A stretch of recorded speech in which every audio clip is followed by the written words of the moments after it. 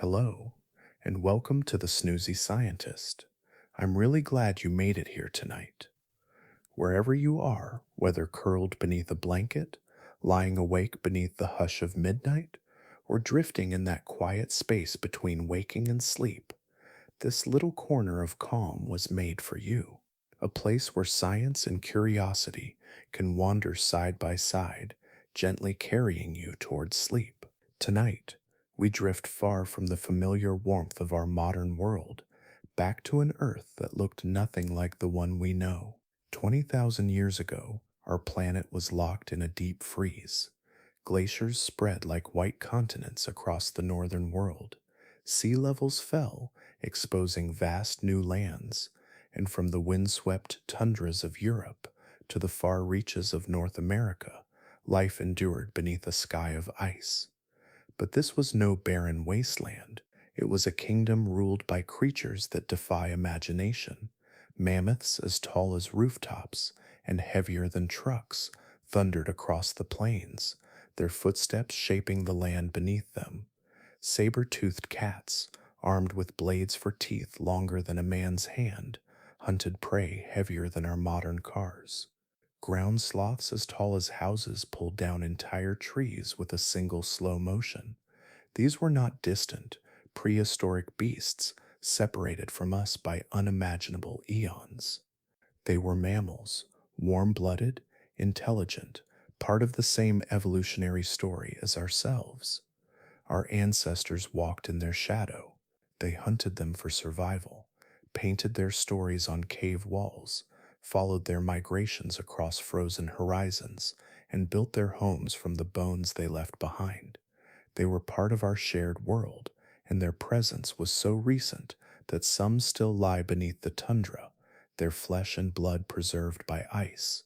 What makes their story so haunting is not just how immense they were, or how deeply they shaped the land. It's that they should still be here.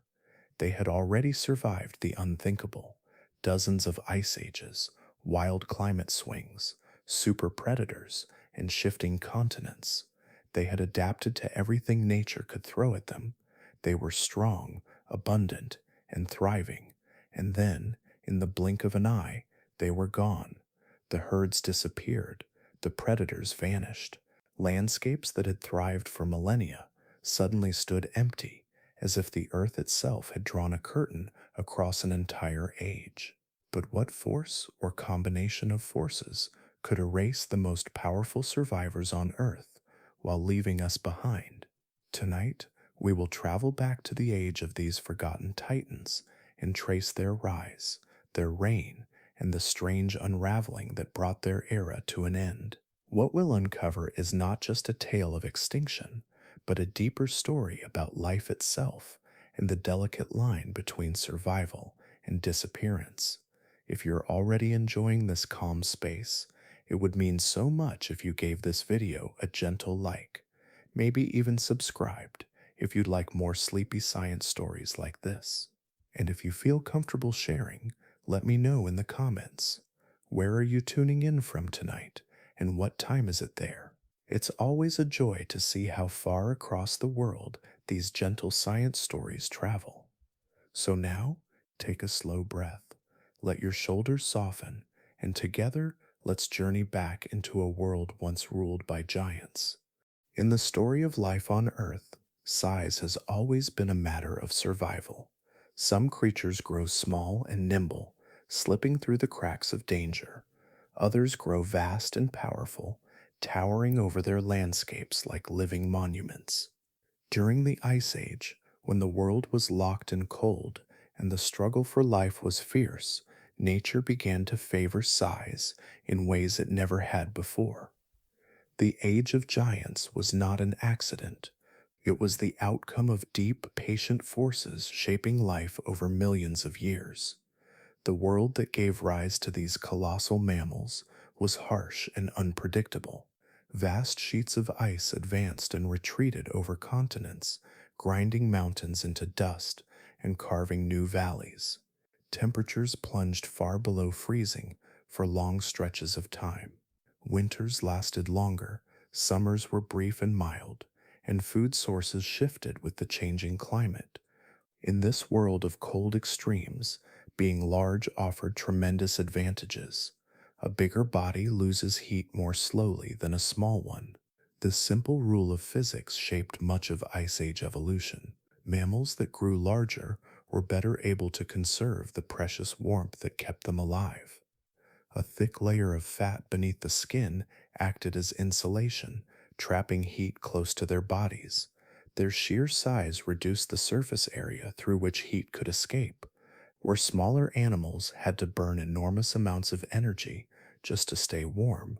Giants could endure the cold with less effort, moving slowly and steadily through landscapes that would have been deadly to smaller forms of life. Gigantism also allowed animals to travel farther in search of food. The Ice Age was a time of vast migrations. As climate shifted and vegetation changed, animals had to follow the seasons to survive. Larger creatures could walk longer distances without exhausting themselves. They could store more energy in their bodies and go longer without food. They were strong enough to cross rivers, mountain ranges, and frozen plains in pursuit of grazing grounds or prey. This ability to roam gave them an edge in a world where the environment never stood still. Predators, too, found size to be an advantage. In a landscape filled with dangerous animals, bulk was a form of protection. A mammoth could fend off wolves or big cats simply by turning its tusks and charging. A giant ground sloth, though slow, could swipe with claws that would crush bone. Even the largest predators had to think carefully before attacking a creature several times their size. In the Ice Age, being big did not guarantee safety, but it dramatically improved the odds of survival. The rise of the giants was not a sudden event. It was the result of countless generations adapting to the pressures of their world. Many of these massive Ice Age mammals descended from far smaller ancestors. Early proboscideans, the distant relatives of mammoths and mastodons, were no larger than modern cattle. Over millions of years, they evolved longer legs for covering great distances, thicker hides to withstand the cold, and massive bodies that could store fat and muscle. Ancient carnivores, too, grew larger to match the size of their prey, developing stronger jaws and more powerful muscles to bring down massive herbivores. This slow march toward gigantism created a chain reaction in the ecosystems of the time. As herbivores grew larger, predators had to grow larger as well in order to hunt them. And as predators became more formidable, prey species evolved new defenses, such as thicker hides, more robust skeletons, and sheer bulk that made them harder to kill. This ecological arms race pushed both hunters and hunted toward extremes of size and strength. Yet it was not only competition that drove this growth. Large herbivores had a profound impact on their environments, shaping entire ecosystems simply through their daily movements. Mammoths cleared forests and opened grasslands by toppling trees and stripping bark. Giant bison and horses trampled the soil, helping grasses spread and regenerate. These changes created new opportunities for other species to thrive, further reinforcing the success of the giants that shaped them. As time went on, this pattern repeated itself across the world. Wherever the Ice Age gripped the land, the same story unfolded. Small animals that had once darted through underbrush became heavy-footed browsers and grazers. Predators that had once stalked modest prey evolved into towering hunters capable of felling beasts far larger than themselves. Life itself began to scale upward, matching the demands of a colder, harsher, more demanding Earth. This was the foundation upon which the Age of Giants was built. It was a slow, relentless process driven by physics, climate, evolution, and the endless struggle between hunter and hunted.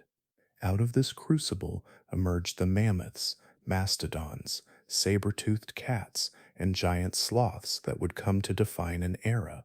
They were more than just big animals. They were the living embodiments of a planet reshaped by ice, time, and survival. Their size was not a quirk of nature, but the key to enduring in a world that rewarded strength, resilience, and the power to endure. Long before the first cities were built or the first stories were written, herds of woolly mammoths moved slowly and deliberately across the frozen edges of the world. They were not relics of a forgotten age, but living titans born from the same evolutionary story that shaped us. In the silence of glacial winds and endless winters, they became one of nature's most extraordinary responses to a cold and unforgiving earth. Their lineage stretched back millions of years to smaller, forest dwelling ancestors that wandered landscapes filled with lakes and trees. As the planet cooled and vast sheets of ice expanded, the world those ancestors knew vanished.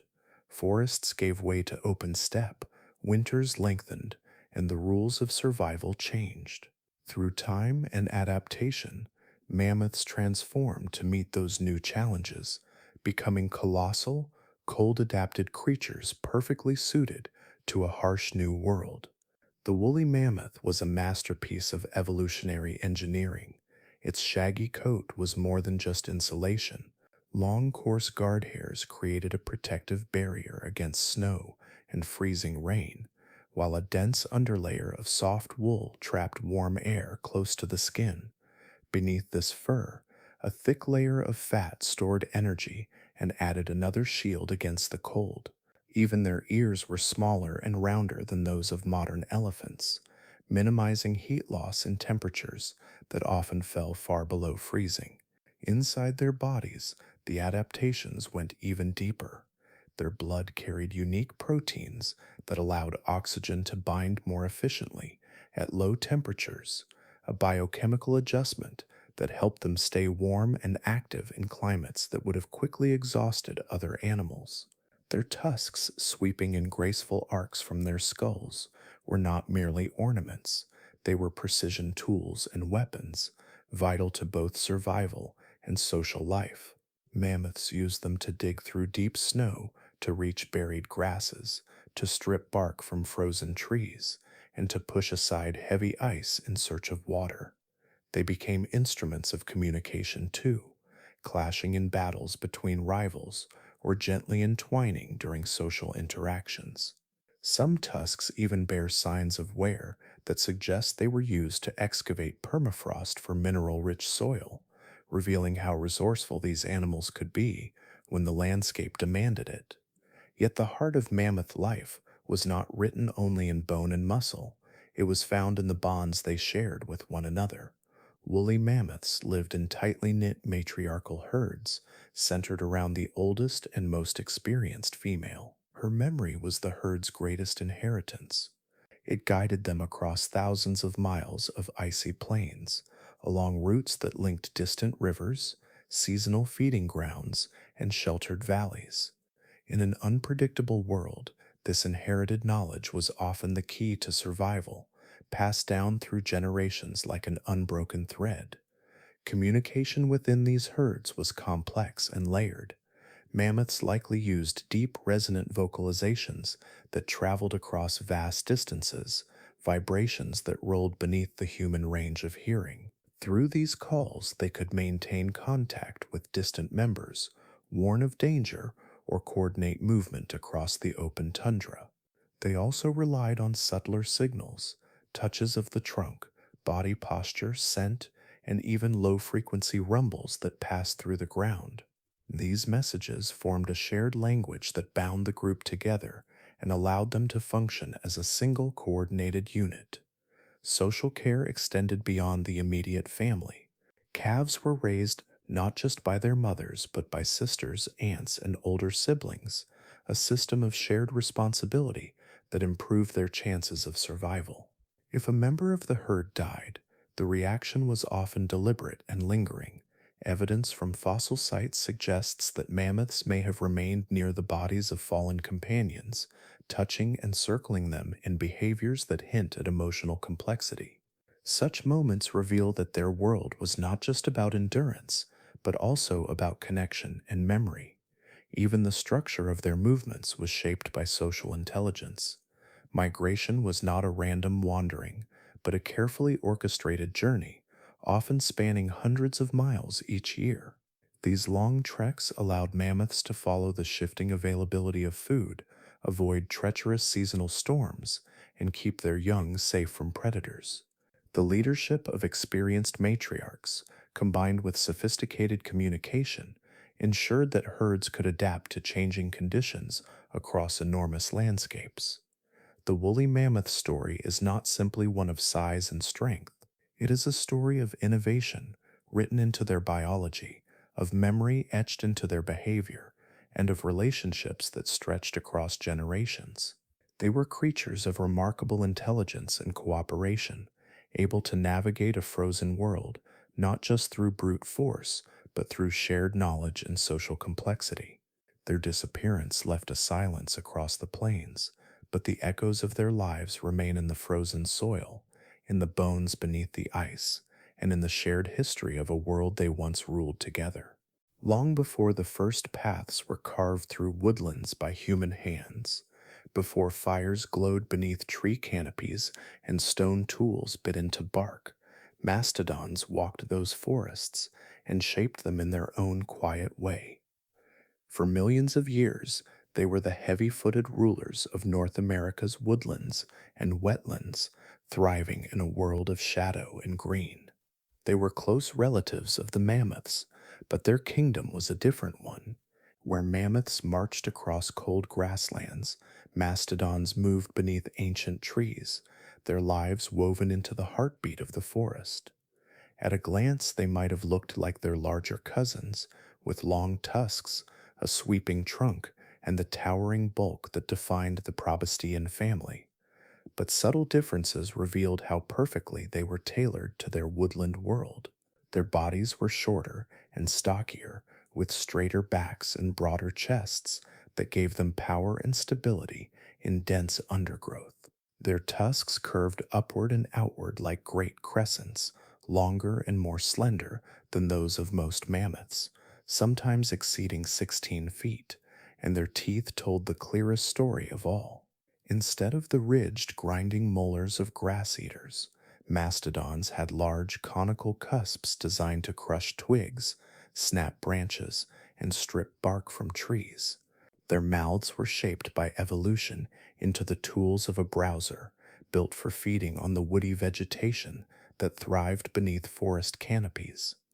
Their preferred homes were the mixed woodlands, river valleys, and swampy lowlands where trees grew thick and moisture was abundant.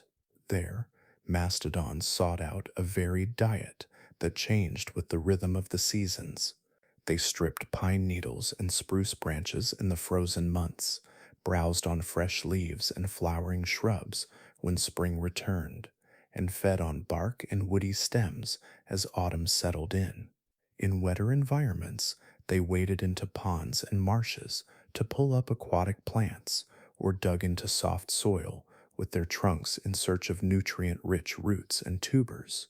The range of their diet shows a remarkable adaptability, one that helped them survive in environments that could change drastically as ice advanced and retreated. Yet their greatest impact was not simply what they ate, but how they ate it. Mastodons were living sculptors of the forest. Each movement of their bodies shaped the structure of the woodlands they inhabited. Their weight trampled underbrush, opening narrow corridors through dense thickets. Their tusks tore down saplings and snapped branches, clearing spaces in the canopy that allowed sunlight to reach the forest floor. These openings became nurseries for new plant life, creating a more diverse mosaic of vegetation than would have existed without them. As they foraged, they also mixed the soil with their feet and trunks, disturbing the ground in ways that allowed seeds to take root and water to pool. The landscape they left behind was not simply inhabited by them, it was shaped and maintained by their presence. The plants they consumed did not always end their journey with digestion. Many seeds passed through the mastodon's gut intact, carried far from their original location, before being deposited in nutrient-rich dung. Over thousands of years, this slow and steady dispersal helped shift the ranges of tree species and spread shrubs across regions. In this way, mastodons were gardeners of deep time, unintentionally cultivating the very environments that sustained them. Some forests still bear the imprint of these movements, their composition subtly influenced by the preferences and patterns of animals that disappeared thousands of years ago. Fossil evidence has provided a detailed glimpse into these behaviors. In peat bogs and river sediments, remarkably preserved stomach contents reveal snapshots of their final meals. Some still contain bits of spruce and hemlock, while others hold fragments of water lilies, pondweeds, and pollen grains that speak to seasonal feeding habits. The chemical signatures locked within their bones and tusks tell us even more. Through isotopic analysis, scientists can trace changes in diet and environment over an individual's lifetime, showing how mastodons shifted their foraging as climates fluctuated or as forest composition changed. These records offer a timeline of adaptation written directly into their biology. The story of their movements is also captured in the land itself. Fossilized footprints, some still preserved in ancient mud, reveal herds traveling together, often in small family groups led by an experienced matriarch. These trackways wind through the remains of vanished wetlands and ancient river valleys, silent evidence of migration paths that once stretched across continents. They show young animals walking in the protective circle of adults, and in some cases, signs of group decision making, moments where a herd shifted direction, perhaps in response to changing vegetation or the scent of predators nearby. Through their presence and their passage, mastodons left more than physical traces behind. They created ecological legacies that outlived them. The clearings they opened allowed certain plants to flourish. The seeds they scattered reshaped forest compositions over millennia. The very structure of woodland ecosystems evolved around their constant movement and heavy-footed browsing. Even after their extinction, the forests they helped build carried echoes of their existence. In this way, mastodons were not just inhabitants of their environment, but central characters in its unfolding story. They were agents of change, unwitting stewards of the landscapes they roamed. Their lives show how deeply the fate of forests and the creatures that inhabit them can become intertwined, and how even the largest animals can shape the world with every step they take and every branch they pull from the trees. For millions of years, the frozen plains and shadowed forests of the Ice Age were ruled by giants. But not all of them walked on heavy legs or carried horns and tusks. Some were built for silence and suddenness, for patience and precision.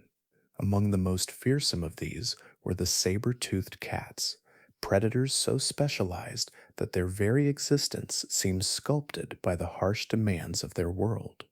They were not built to chase or to tire their prey into submission. They were built to end life quickly and decisively. The most famous of these hunters was Smilodon, the great saber-toothed cat of the Americas. It was not the only member of its family, but it was the most iconic, a symbol of the Ice Age itself. Smilodon was powerfully built, with a body that was stockier and more muscular than that of modern big cats. Its forelimbs were thick and strong, designed to wrestle prey to the ground, while its spine and shoulders were reinforced for sudden bursts of strength. But the most striking feature of all was its canines, long and curved like polished blades. These teeth could grow to more than 7 inches in length, far longer than any modern cat's. They were delicate in some ways, thinner than a tiger's killing teeth, and they were not meant for crushing bone. They were tools of precision, shaped over countless generations for a single devastating purpose. The path that led to such extraordinary anatomy began deep in time. Early saber-toothed ancestors appeared more than 30 million years ago, and as prey animals grew larger and more formidable, their predators evolved to meet the challenge. Over many generations, the canine teeth lengthened and flattened, adapting to slice through flesh rather than bite through bone. Muscles in the neck and jaw changed too, giving these cats the strength and range of motion to drive those teeth deep into vital arteries. Evolution was sculpting a weapon, and every change reflected the escalating contest between hunter and hunted. But a saber-toothed cat was never built for speed. Unlike modern cheetahs or lions, which rely on swift pursuit over open ground, Smilodon was slow and heavy, capable of only short sprints. It did not need to chase, it needed to wait. This shaped its entire hunting strategy. These cats were masters of the ambush. They lurked in the cover of trees or crouched low in the tall grass, blending into the landscape until the moment to strike arrived. Herd animals like bison and camels, or the young and unwary of mammoth herds, were their primary targets. They waited for the right moment, when a prey animal wandered too close and then exploded from hiding with astonishing force. Once the distance closed, speed no longer mattered. Smilodon's strength came into play. With forelimbs far stronger than those of any modern big cat, it could leap onto its prey and drag it down with its full weight. Its claws, thick and curved like hooks, dug deep into flesh, holding the animal in place as it struggled. Then, with a swift motion of its muscular neck, Smilodon used its saber-like canines to deliver the killing blow. A precise strike to the throat or neck could sever arteries and end the struggle in moments. It was a technique that required precision and timing. The long teeth could not break through bone, so the cat had to aim carefully for soft tissue.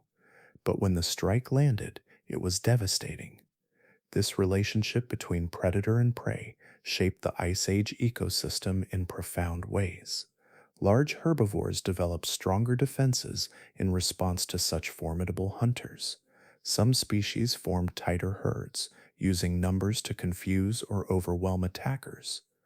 Others evolved greater size or thicker hides, forcing predators to adapt once again. The result was an evolutionary arms race, each side driving the other toward new strategies and new extremes. The presence of saber-toothed cats also influenced how prey animals moved, where they grazed, and how they migrated. Even the timing of migrations was affected by the rhythms of predation.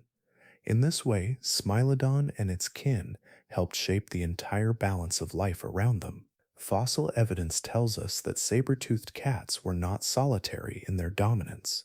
Many of their bones are found together, suggesting they may have hunted cooperatively or shared kills, though scientists still debate how social they were. What is certain is that their impact stretched beyond the immediate act of killing. Scavengers fed on the remains they left behind. Plant life thrived in areas where herbivore numbers were kept in check.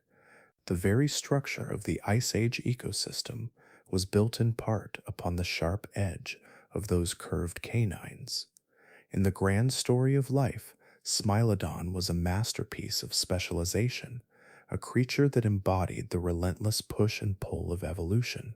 Every muscle, every tooth, every behavior was shaped by the demands of survival in a world of giants.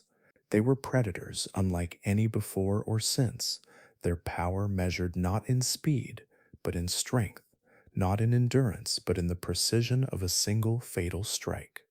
And as long as they walked the earth, they were among the most formidable hunters the world had ever seen. In the icy heart of the Pleistocene world, where winters stretched long and the land seemed carved from stone and wind, there walked a predator that towered above almost every other. It was neither the swiftest nor the most agile, but it was so imposing, so commanding in size and presence, that its very existence shaped the rhythm of life around it. This was the short-faced bear, one of the largest terrestrial carnivores ever to walk the earth, and a creature that stood at the very top of the Ice Age food chain. The short-faced bear, known to scientists as Arctodus simus, was a giant even among the giants of its time. Adult males could weigh more than 1,600 pounds, towering over most humans even on all fours. When they stood upright, they reached heights of more than 11 feet, their massive frames casting long shadows across the tundra. Their legs were unusually long for a bear, built not for climbing trees or lumbering through forests, but for covering vast distances at surprising speed. Despite their bulk, they were likely capable of running as fast as a galloping horse over short distances, a rare combination of power and agility that made them formidable hunters and competitors. Yet, for all their physical power, the exact way short faced bears hunted remains one of the Ice Age's enduring mysteries. Their long legs and light bone structure hint at an animal built for speed, capable of running down prey on the open plains.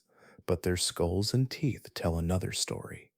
Their jaws were not well suited for crushing bone like those of a hyena, nor were they specialized for slicing meat like a big cat. Instead, they suggest a more generalist diet. Many scientists believe the short faced bear was an opportunist, seizing whatever food was available, whether that meant hunting large herbivores or driving other predators from their kills. With their enormous size and strength, they could easily intimidate saber-toothed cats, dire wolves, or even entire packs of scavengers, claiming the prize without expending much energy. Some evidence points to them being skilled hunters in their own right. Their long limbs, forward facing eyes, and powerful muscles would have made them capable of ambush or pursuit, depending on the situation. They likely targeted young or weakened animals, striking when conditions favored them. Other times, they may have followed herds at a distance, waiting for opportunities created by injury, exhaustion, or the attacks of other predators. It is possible that their strategy changed with the seasons and the availability of prey, allowing them to thrive in a wide range of environments across North America. Wherever they roamed, short faced bears altered the balance of power. Their sheer dominance influenced the behavior of nearly every other predator on the landscape. Saber-toothed cats, for example, may have eaten quickly and abandoned their kills sooner to avoid confrontations. Dire wolves, despite their cooperative pack tactics, likely gave way when one of these giants appeared.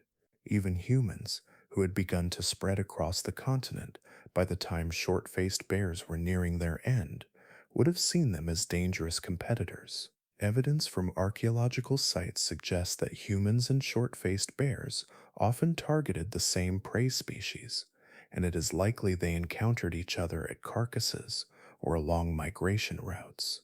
A confrontation with such a powerful animal would have been deadly, and early hunters may have adapted their strategies to avoid direct conflict. The presence of these massive bears also shaped the behavior of their prey. Large herbivores like bison and horses may have changed their migration patterns to avoid regions where short faced bears were common. Smaller mammals likely became more cautious, traveling in larger groups or shifting their activity to times when the bears were less active. Over time, these subtle behavioral changes rippled through entire ecosystems, influencing where plants grew, how predators competed, and how energy flowed through the land. The dominance of the short faced bear was not simply about size, it was about the way that size reshaped the landscape around it. Every step they took left a mark on the ecosystems they inhabited. Their presence was a force that other creatures had to account for, a constant pressure that influenced behavior, competition, and survival strategies. They were not the most numerous predators, nor were they the most specialized, but their power lay in the way they could tip the scales of life wherever they roamed. In the vast and unpredictable world of the Ice Age, the short faced bear was a symbol of raw strength and quiet authority. It did not need to chase every kill or fight every rival. Its very existence was enough to change the rules of survival, and in the frozen heart of a wild and ancient earth, that was more than enough to make it one of the most formidable predators the world had ever known. In the frozen expanses of the late Pleistocene, where cold winds swept across endless grasslands and ice gripped the northern continents, one predator rose to dominance, not through size or speed alone, but through finely honed precision. These were the dire wolves, apex hunters, whose strength lay in their specialized bodies, their calculated hunting strategies, and their relentless pursuit of prey, many times their own weight. Their reign as top predators stretched for hundreds of thousands of years, and the bones they left behind still tell the story of a lineage unlike any other in the history of the wolf family. Dire wolves were larger and more powerfully built than the gray wolves that survive today. Adults often weighed over 150 pounds, their broad chests and muscular limbs built for power rather than endurance. Their skulls were massive, housing strong jaw muscles and teeth that could crush bone and shear through tough hide. These adaptations were not incidental. They were the evolutionary tools of a hunter designed to confront enormous prey, and they reveal much about the world in which dire wolves lived. The landscapes they roamed were filled with giants. Herds of bison, some weighing more than a ton, grazed on the Ice Age plains. Ancient horses with powerful legs and fierce stamina galloped across open valleys. Even juvenile mammoths, though vulnerable, were formidable targets. Prey like these required more than opportunism. They demanded planning, timing, and a strategy that maximized the wolves' physical advantages. Fossil evidence shows that dire wolves focused their efforts on large herbivores, animals far too dangerous for most predators to tackle. Their heavily built skulls and robust teeth were ideal for gripping and tearing at thick muscle, and their bone-crushing bite allowed them to access nutrient-rich marrow once the hunt was over. Their hunting methods reflected this specialization. Instead of sprinting after swift prey or relying on stealth in thick cover, dire wolves likely excelled in endurance pursuits and strategic targeting. They would have chased herds over long distances, using their combined presence to isolate the weakest individuals, the old, the young, or the injured. Once separated from the group, the prey's fate was often sealed. Some wolves would harry and distract from the front, while others attacked from the sides and rear, exploiting fatigue and confusion. The sheer weight of coordinated pressure could overwhelm even the most powerful herbivores. Evidence from kill sites suggests that once the prey was brought down, dire wolves quickly stripped carcasses to the bone, leaving little behind. The La Brea Tar pits in what is now Southern California offer one of the most vivid windows into their lives. Thousands of dire wolf skeletons have been recovered there, many likely lured to their deaths by the cries of trapped prey animals. The abundance of their remains indicates that dire wolves often hunted in significant numbers, and their willingness to engage with struggling prey reveals both their opportunism and their confidence in confronting danger head on. Many fossils also show signs of injuries, broken limbs, fractured jaws, or damaged ribs that healed during the animals' lives. These marks speak to the hazards of their predatory lifestyle and hint at the ferocity of the struggles they faced during hunts. For decades, scientists assumed that dire wolves were simply a larger, more robust branch of the gray wolf lineage. But recent breakthroughs in ancient DNA analysis have rewritten their story. Genetic evidence now shows that dire wolves were not close relatives of modern wolves, coyotes, or dogs at all. They belong to a separate lineage that diverged over 5 million years ago, evolving in isolation as they adapted to the ecological challenges of the Americas. By the time humans arrived on the continent, dire wolves had already spent millions of years refining their physical form and hunting strategies in an environment defined by megafauna. This deep evolutionary separation shaped their fate. Unlike gray wolves, which proved capable of interbreeding with other canids and adapting to new prey sources, dire wolves were more specialized and less flexible. Their massive frames, while ideal for tackling large herbivores, made them less efficient hunters when the size of available prey began to shrink. Their strong jaws, once essential for cracking heavy bones, became unnecessary when smaller, more agile animals became dominant. Even their genetic isolation may have limited their ability to adapt to a changing world. As the Ice Age ended and the great herds dwindled, the very traits that had once defined their success became liabilities. The disappearance of the dire wolf was not sudden, but it was decisive.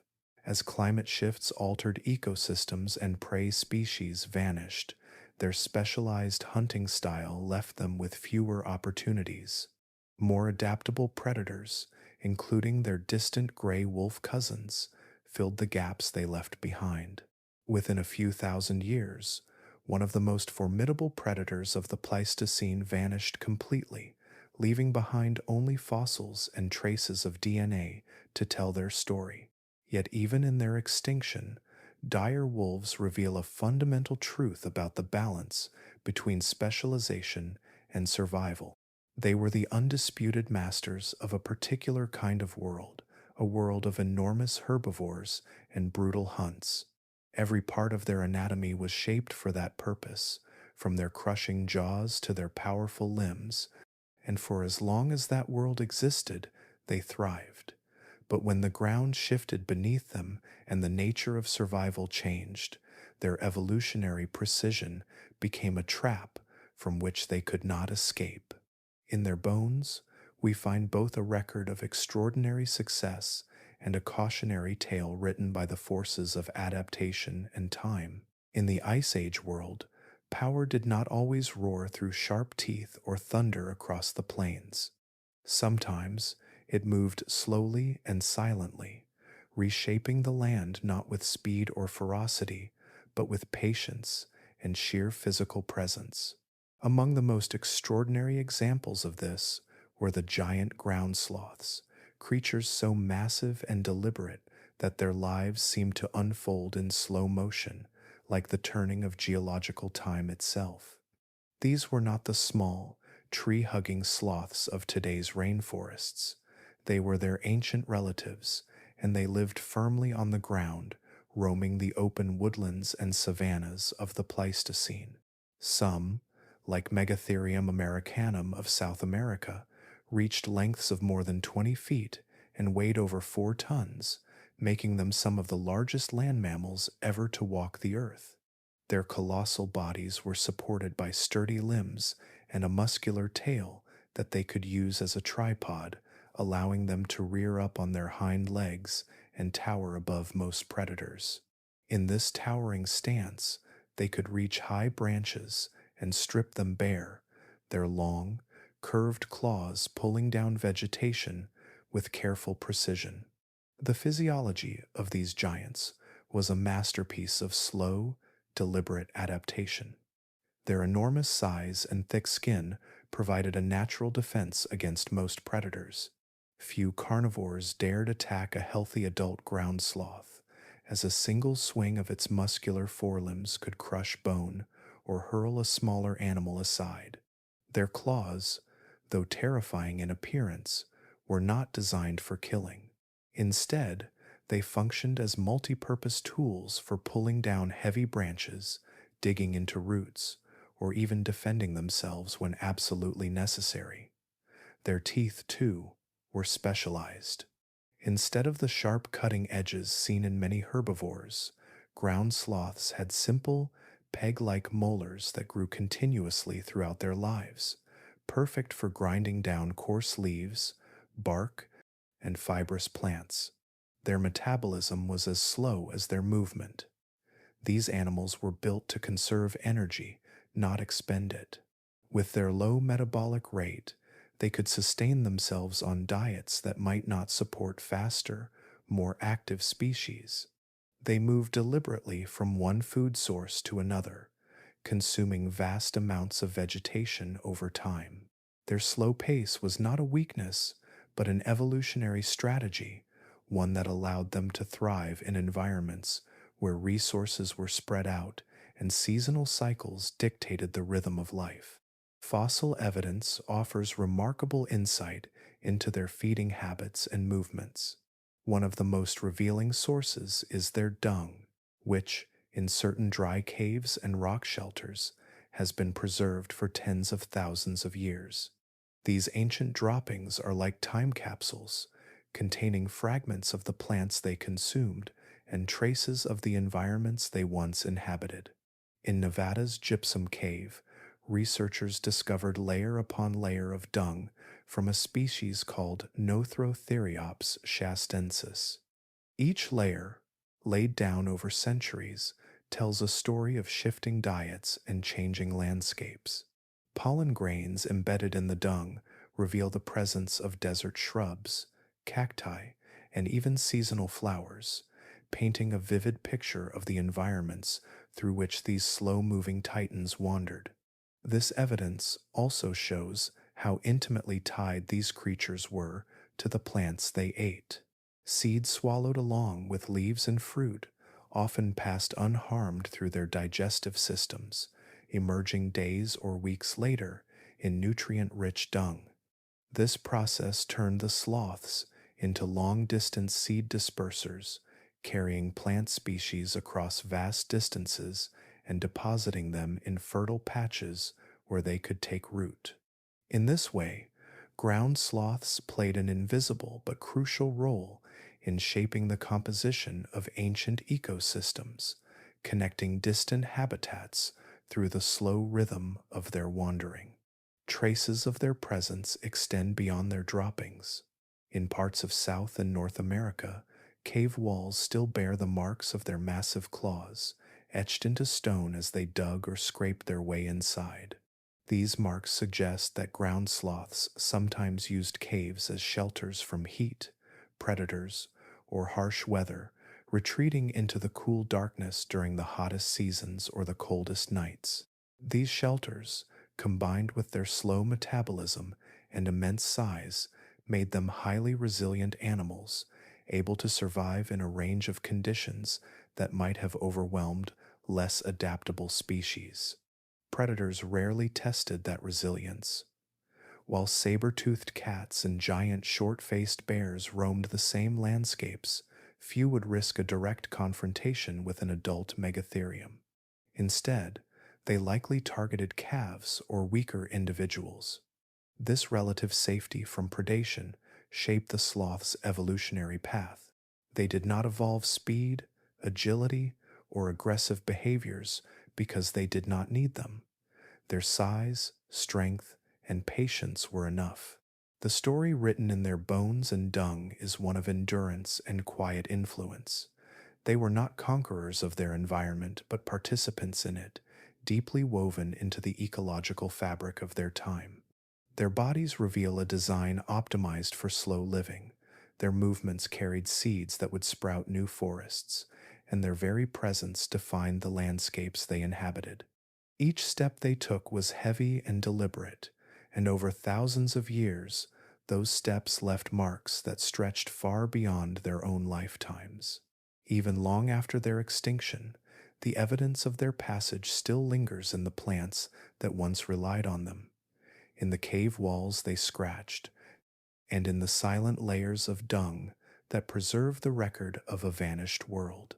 Across the windswept plains of the late Ice Age, where the horizon stretched wide and the cold bit deep into the bones of the land, one creature walked with the quiet confidence of a living tank. The woolly rhinoceros was neither graceful nor swift, but it was built for a world that demanded resilience. It was a creature of immense strength and deliberate power, a heavyweight grazer that shaped the frozen landscapes it called home. At first glance, a woolly rhinoceros might seem familiar, but its body told the story of a very different Earth. These were not the rhinos of modern Africa or Asia. They were larger, heavier, and far more heavily insulated, built to survive in climates that would have frozen most animals solid. An adult could weigh more than 3 tons and stand over 6 feet tall at the shoulder, with a broad, muscular body covered in a dense, shaggy coat that trapped heat close to its skin.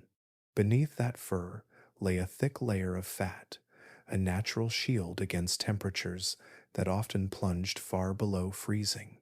Their short, stocky legs and wide feet helped them move steadily across snow-covered ground, while small, rounded ears and short tails reduced heat loss in the frigid air. Perhaps their most striking feature was the massive horn that curved forward from their snout. Often stretching over 3 feet in length, it was a versatile tool, used for sweeping snow away to reach buried grasses, for sparring with rivals, and for defending against predators. Behind it, a smaller secondary horn added strength and stability. The surface of these horns often shows deep grooves and wear patterns, physical records of the endless digging and scraping these animals performed as they uncovered food beneath layers of ice and frost. Their mouths were adapted for a specialized diet too, with wide, flat teeth, perfect for grinding the coarse grasses and sedges that dominated the steppe tundra ecosystem. This open, treeless world stretched across much of northern Europe and Asia during the peak of the Ice Age, a vast mosaic of grasslands shaped by wind, cold, and the endless passage of grazing herds. Here, the woolly rhinoceros thrived. Its heavy body and specialized diet were perfectly suited to this frozen savanna, and its feeding habits helped shape the ecosystem itself. By scraping away snow to reach the plants beneath, they exposed fresh growth and encouraged the spread of hardy grasses. In doing so, they maintained the open landscapes that supported countless other species, from herds of bison and horses to the predators that followed in their wake. Despite their size, woolly rhinoceroses were not solitary giants wandering in peace.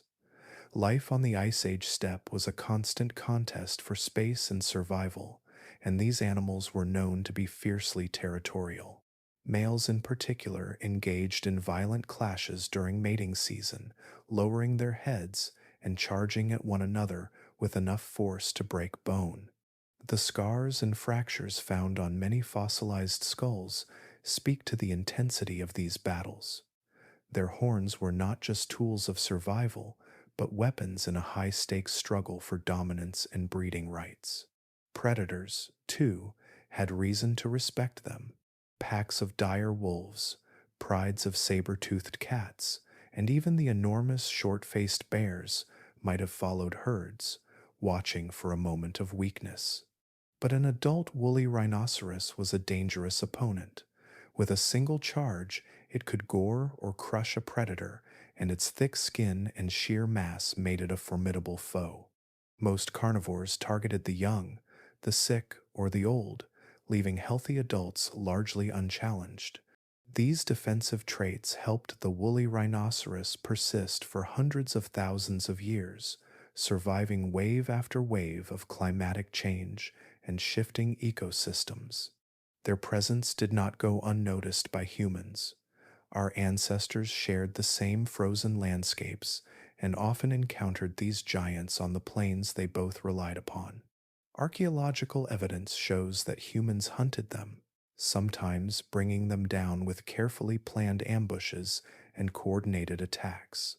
Their hides provided warmth, their meat sustained families through harsh winters, and their horns and bones were shaped into tools and weapons. But humans also saw something more in them. Deep within ancient caves, in places like Chauvet and Rouffignac in France, artists painted sweeping outlines of woolly rhinoceroses on stone walls. Some of these images show them in motion, horns lowered, locked in combat. Others capture their hulking shapes, moving across the steppe, a tribute to the immense presence they carried in that world. Even in death, they have continued to tell their story. Frozen carcasses recovered from Siberian permafrost reveal every detail of their thick coats and weathered horns. Stomach contents show the grasses and wildflowers they fed upon in their final days. Their bones, Scattered across ancient riverbeds and buried in lowest plains, are silent markers of a time when the steppe thundered beneath their weight. The woolly rhinoceros was a creature shaped entirely by its environment, an animal whose every feature, from its shaggy fur to its sweeping horn, was a response to the brutal demands of the Ice Age. It was both a sculptor and a survivor, reshaping the land it fed upon while enduring the coldest climates Earth had to offer. And though its kind has long vanished, the traces it left in cave art, in soil, and in ice still speak of a time when the frozen plains were ruled by these slow moving bulldozers, steady and unstoppable beneath a pale, glacial sky. Across the ancient plains of South America, long before cities and roads shaped the land, strange, armored giants roamed beneath the sun. They were neither predators nor towering hunters, nor did they possess the speed of the herds that ran across the open grasslands. Instead, their survival strategy was built into their very bodies. The glyptodons and giant armadillos were nature's living tanks, slow moving, heavily fortified, and nearly impossible to kill once fully grown. At first glance, a glyptodon might have looked like something out of a prehistoric dream. Imagine a creature as large as a small car, with a body stretching over 10 feet long and weighing nearly 2 tons. Its back was covered in a massive dome of fused bony plates called osteoderms, forming a shell so strong that few predators could pierce it. This natural armor, made of thousands of interlocking pieces, was not just protection, but an evolutionary masterpiece, a structure that allowed the animal to absorb tremendous force without injury. Even the most powerful saber-toothed cats would have struggled to sink their teeth through it. The tail, too, was more than a simple appendage. Many glyptodons carried a heavy, club-like structure at the end of their tails, built from solid bone and sometimes capped with sharp ridges or spikes. In battle, this tail could swing with enough force to break a predator's limb or even shatter bone. Some fossil evidence shows fractures and scars on the shells of other glyptodons, suggesting that they may have even used their tails in combat against one another, perhaps during territorial disputes or mating competitions. Their defenses made them almost invincible once mature, but they also defined their entire lifestyle. Strength and patience, not speed or aggression, were their means of survival. Their closest relatives, the giant armadillos, shared many of these traits on a smaller scale. Though not as large or heavily built as glyptodons, they still carried formidable armor and relied on digging and burrowing as part of their defensive strategy. When threatened, they could retreat into burrows or press their armored backs against the ground, making it nearly impossible for predators to reach their vulnerable undersides. These adaptations, though simple, were extraordinarily effective in a world where danger lurked in every shadow. Life as a living tank came with certain trade-offs. Glyptodons were slow and deliberate, moving at a pace dictated by their heavy bodies. They fed mostly on low-growing vegetation, grazing on grasses and tough plants that other herbivores ignored. Their flat, ridged teeth were perfectly adapted to grinding fibrous material, allowing them to survive on a steady diet of coarse plants in regions where food could be scarce. Their large size and slow metabolism meant they could go long periods without feeding, a valuable advantage during harsh seasons. But their feeding habits also had far-reaching effects on the landscapes they inhabited. By grazing heavily on grasses and low plants, they influenced which species thrived and where. Over generations, their foraging patterns created open spaces within dense vegetation, encouraging new plant growth and shaping the structure of the ecosystem.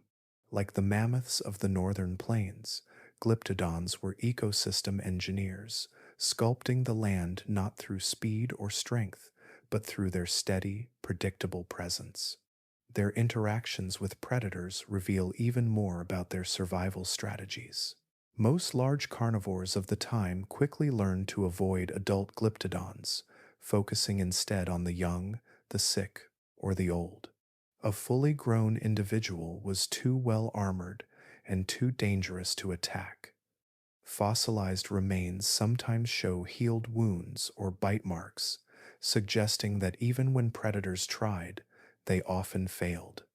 The defensive adaptations of these animals not only protected them but also influenced the behavior and evolution of the predators themselves.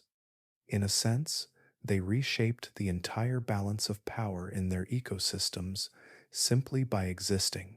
Humans, too, eventually crossed paths with these armored giants. Early people who migrated into the Americas encountered glyptodons and likely hunted them, though it was no easy task. Their shells provided an unexpected benefit beyond protection. Archaeologists have found evidence that early humans may have used the massive shells as shelters or storage structures once the animal was gone, a testament to just how tough and useful this natural armor was. Fossils scattered across ancient riverbeds and dry plains reveal the lasting imprint of these creatures. Their bones are often found alongside the remains of the plants they fed upon, offering glimpses into the ecosystems they once dominated. Their heavy shells, sometimes still intact after tens of thousands of years, remain among the most striking relics of the Ice Age world. In their time, glyptodons and giant armadillos did not need to run or hide. They did not rely on sharp claws or swift legs. Instead, they embodied a different kind of survival, one built on patience, resilience, and unyielding defense. They were the slow-moving architects of the land, shaping plant life and influencing the behavior of predators, all while carrying their fortress on their backs. Even in silence, they left deep marks on the landscapes they grazed, reminders of a world where strength was measured not in speed or ferocity, but in the simple power of endurance. Across the sweeping grasslands of the late Ice Age, the earth itself seemed to move. Vast tides of life rolled across the horizon, rising and falling with the seasons, flowing like rivers of muscle and bone beneath a sky that stretched endlessly overhead. These were the colossal bison and ancient horses, creatures whose migrations defined the rhythm of the Pleistocene world.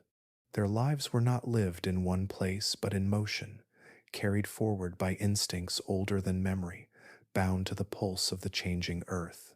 The bison of this era were nothing like the ones that graze today's prairies.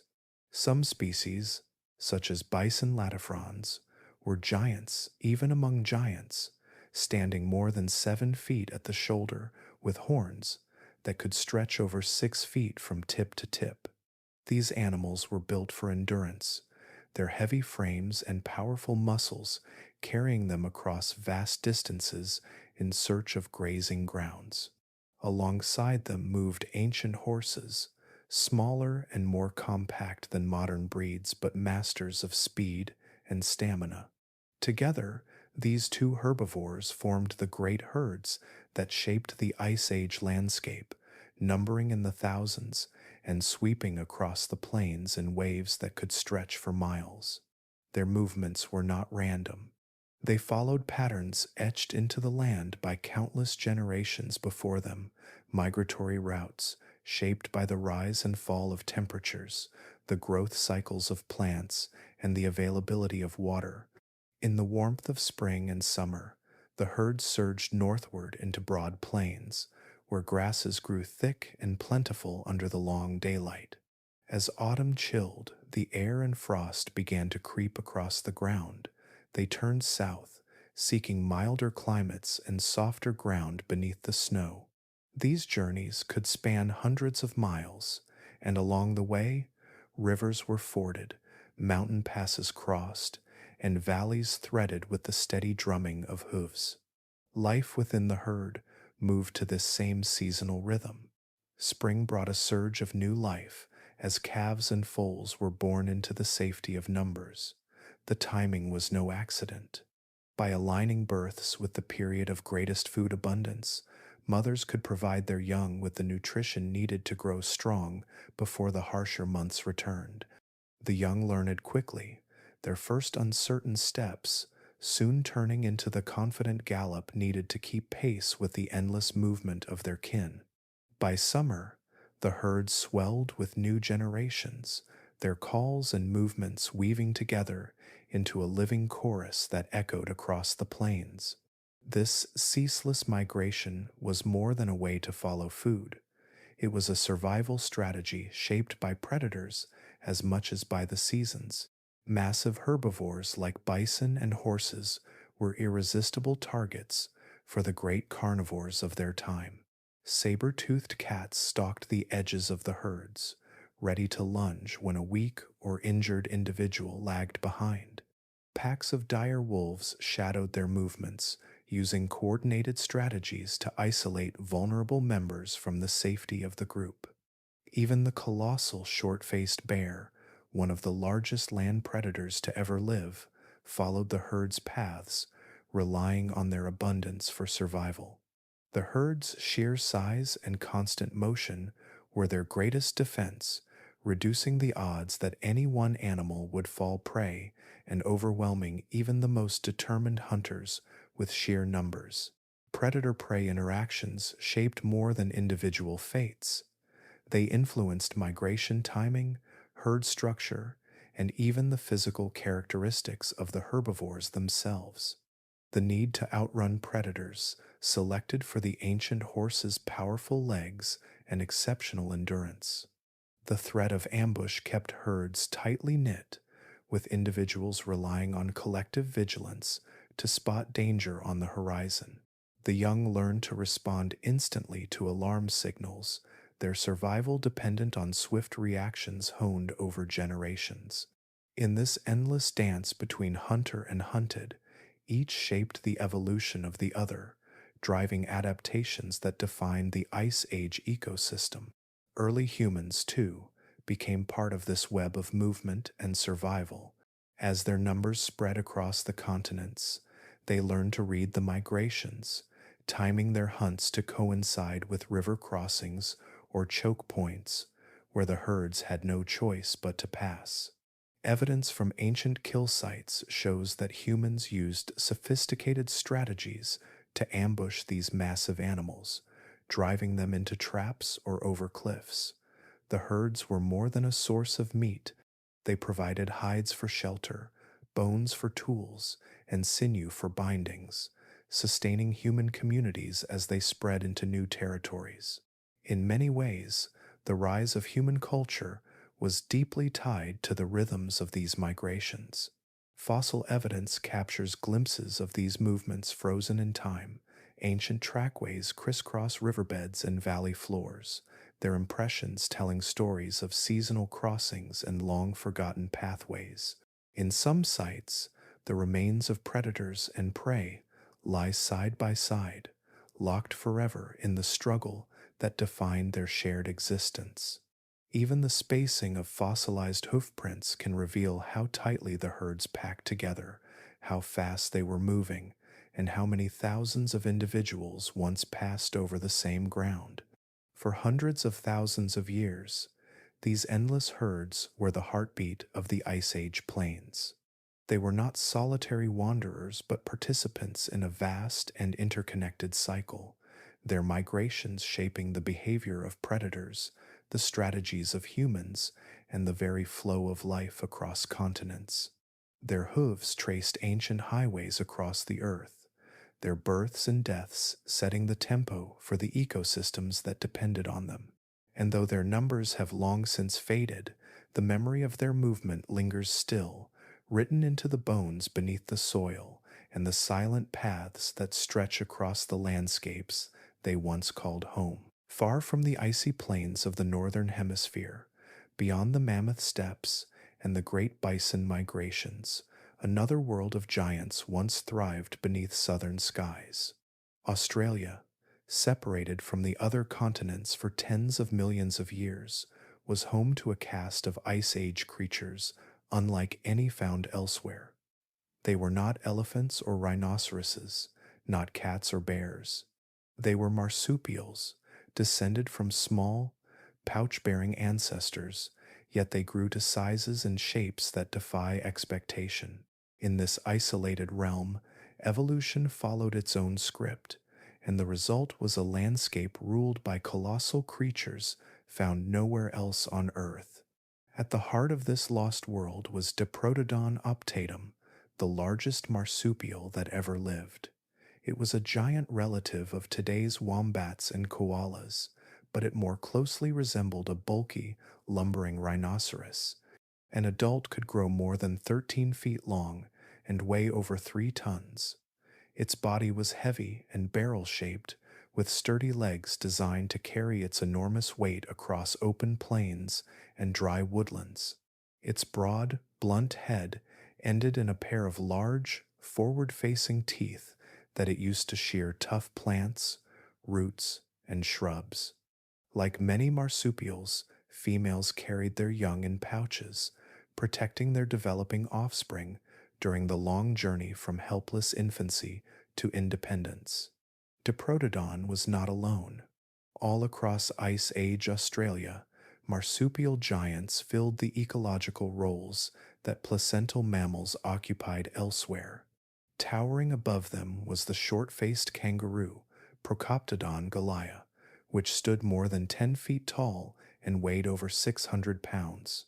Unlike modern kangaroos, it walked upright on 2 legs, using its long arms to reach for leaves and branches. There was the marsupial lion, Thylacoleo carnifex, a powerful predator about the size of a lion but descended from plant-eating ancestors. Its jaws were equipped with blade-like teeth capable of slicing through bone, and its strong forelimbs could drag down prey far larger than itself. Giant flightless birds, such as Geniornis newtoni, stalked the open plains, while enormous monitor lizards and massive snakes lurked in the forests and wetlands. The diversity and size of these animals were the result of Australia's long isolation. After breaking away from the supercontinent Gondwana tens of millions of years earlier, the continent drifted northward, cut off from the evolutionary exchanges that shaped life elsewhere. In this sealed evolutionary laboratory, marsupials adapted to fill every niche. Without placental mammals to compete with them, they evolved into giants that browsed, grazed, hunted, and scavenged. Each species was shaped by the unique demands of its environment, adapting to Australia's dry climate, unpredictable rainfall, and nutrient-poor soils. Life for these megafauna was built around survival in a landscape that alternated between abundance and scarcity. Diprotodon, for example, migrated across vast distances in search of food and water, following seasonal growth patterns of plants. Its massive size helped it conserve energy and water, a crucial adaptation in a land where droughts could last for years. Many of the marsupial giants shared similar traits: slow metabolisms, large bodies capable of storing fat, and long reproductive cycles. These adaptations allowed them to endure the continent's extreme conditions, but they also made them vulnerable to sudden environmental change. For hundreds of thousands of years, the megafauna flourished. But then, in what seems like a brief moment on the geological timescale, they were gone. By about 40,000 years ago, most of Australia's giant marsupials had vanished. The reasons for their disappearance remain one of science's most enduring mysteries. Climate change played a role. As the Ice Age came to an end and Australia became increasingly arid, many of the plant species that once supported large herbivores declined or disappeared, and water sources grew scarce. Yet the timing of their extinction coincides strikingly with the arrival of humans on the continent, and that overlap has fueled intense debate. Some scientists believe that hunting by early humans, even at relatively low levels, could have pushed slow breeding species like Diprotodon past the point of recovery. Others suggest that humans may have altered the landscape in more subtle ways. The use of fire to clear vegetation could have transformed ecosystems, reducing the availability of the plants megafauna relied upon. Still, others argue that it was a combination of these factors, with climate change weakening populations and human pressures delivering the final blow. Clues from fossil sites hint at how sudden and widespread the collapse may have been. Bones found in dried lake beds show that some populations disappeared almost simultaneously across vast regions. Burn marks on eggshells of Genyornis suggest that humans collected and ate their eggs, disrupting breeding cycles. Even ancient trackways, once etched into mud by migrating herds, abruptly end in the fossil record, their paths silenced forever. The disappearance of Australia's marsupial giants left deep marks on the continent's ecosystems. Without Diprotodon and other large herbivores to graze and disperse seeds, vegetation patterns shifted, grasslands gave way to scrub, fire regimes changed, and entire plant communities were altered. Predators like the marsupial lion vanished with their prey, and the ecological balance that had held for hundreds of thousands of years was irrevocably transformed. Yet the story of these giants continues to unfold. Every new fossil discovery, every analysis of ancient DNA, brings us closer to understanding how such an extraordinary world could vanish so swiftly.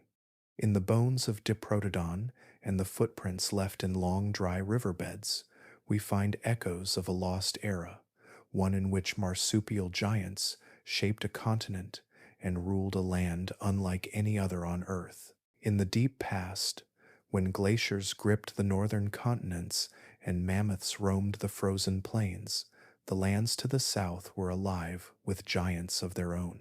South America was a continent shaped by isolation and collision, by slow evolutionary experiments and sudden upheavals.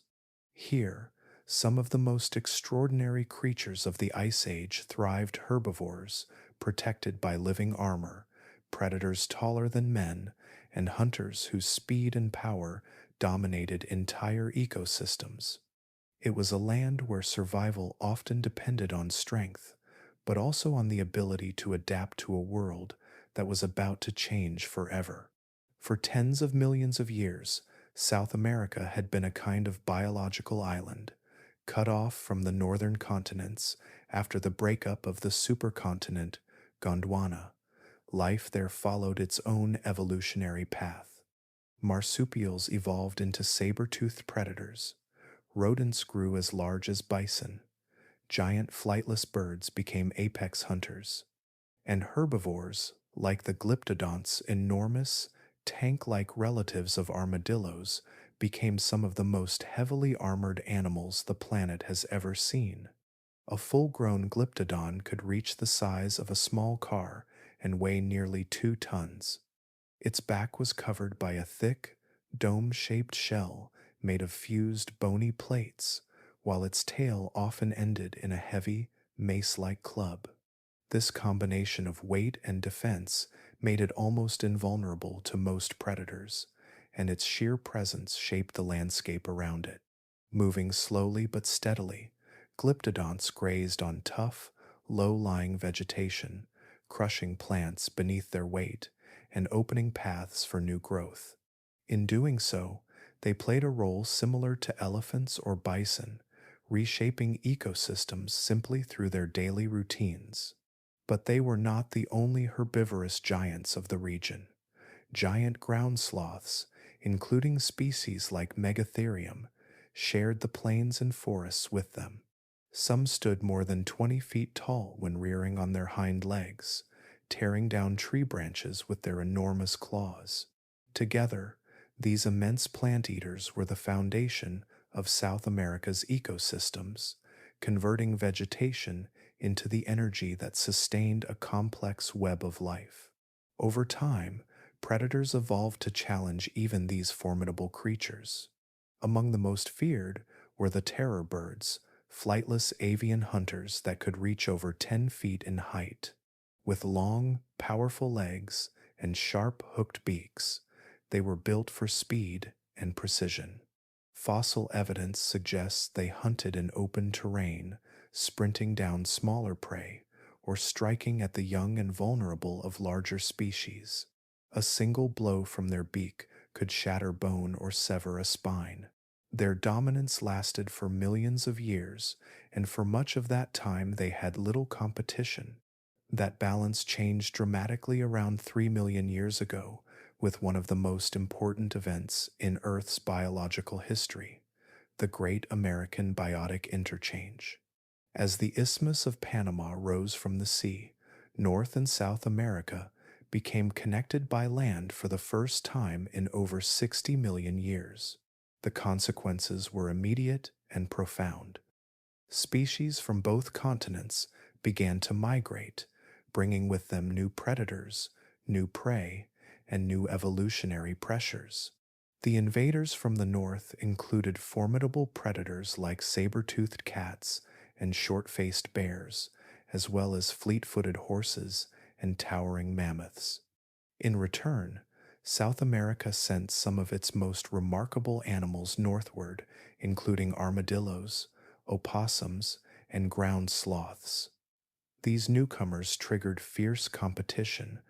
Terror birds, once unchallenged, now faced agile mammalian predators with different hunting strategies.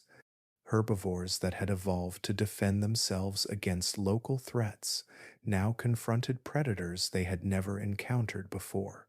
Fossil sites reveal traces of these dramatic encounters. Bite marks on glyptodont shells suggest battles with saber-toothed cats. Crushed bones hint at predatory attacks on ground sloths by massive bears.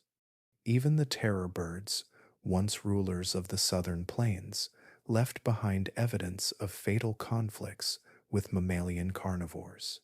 Over time, many of South America's ancient lineages declined or disappeared altogether, their niches overtaken by the newcomers.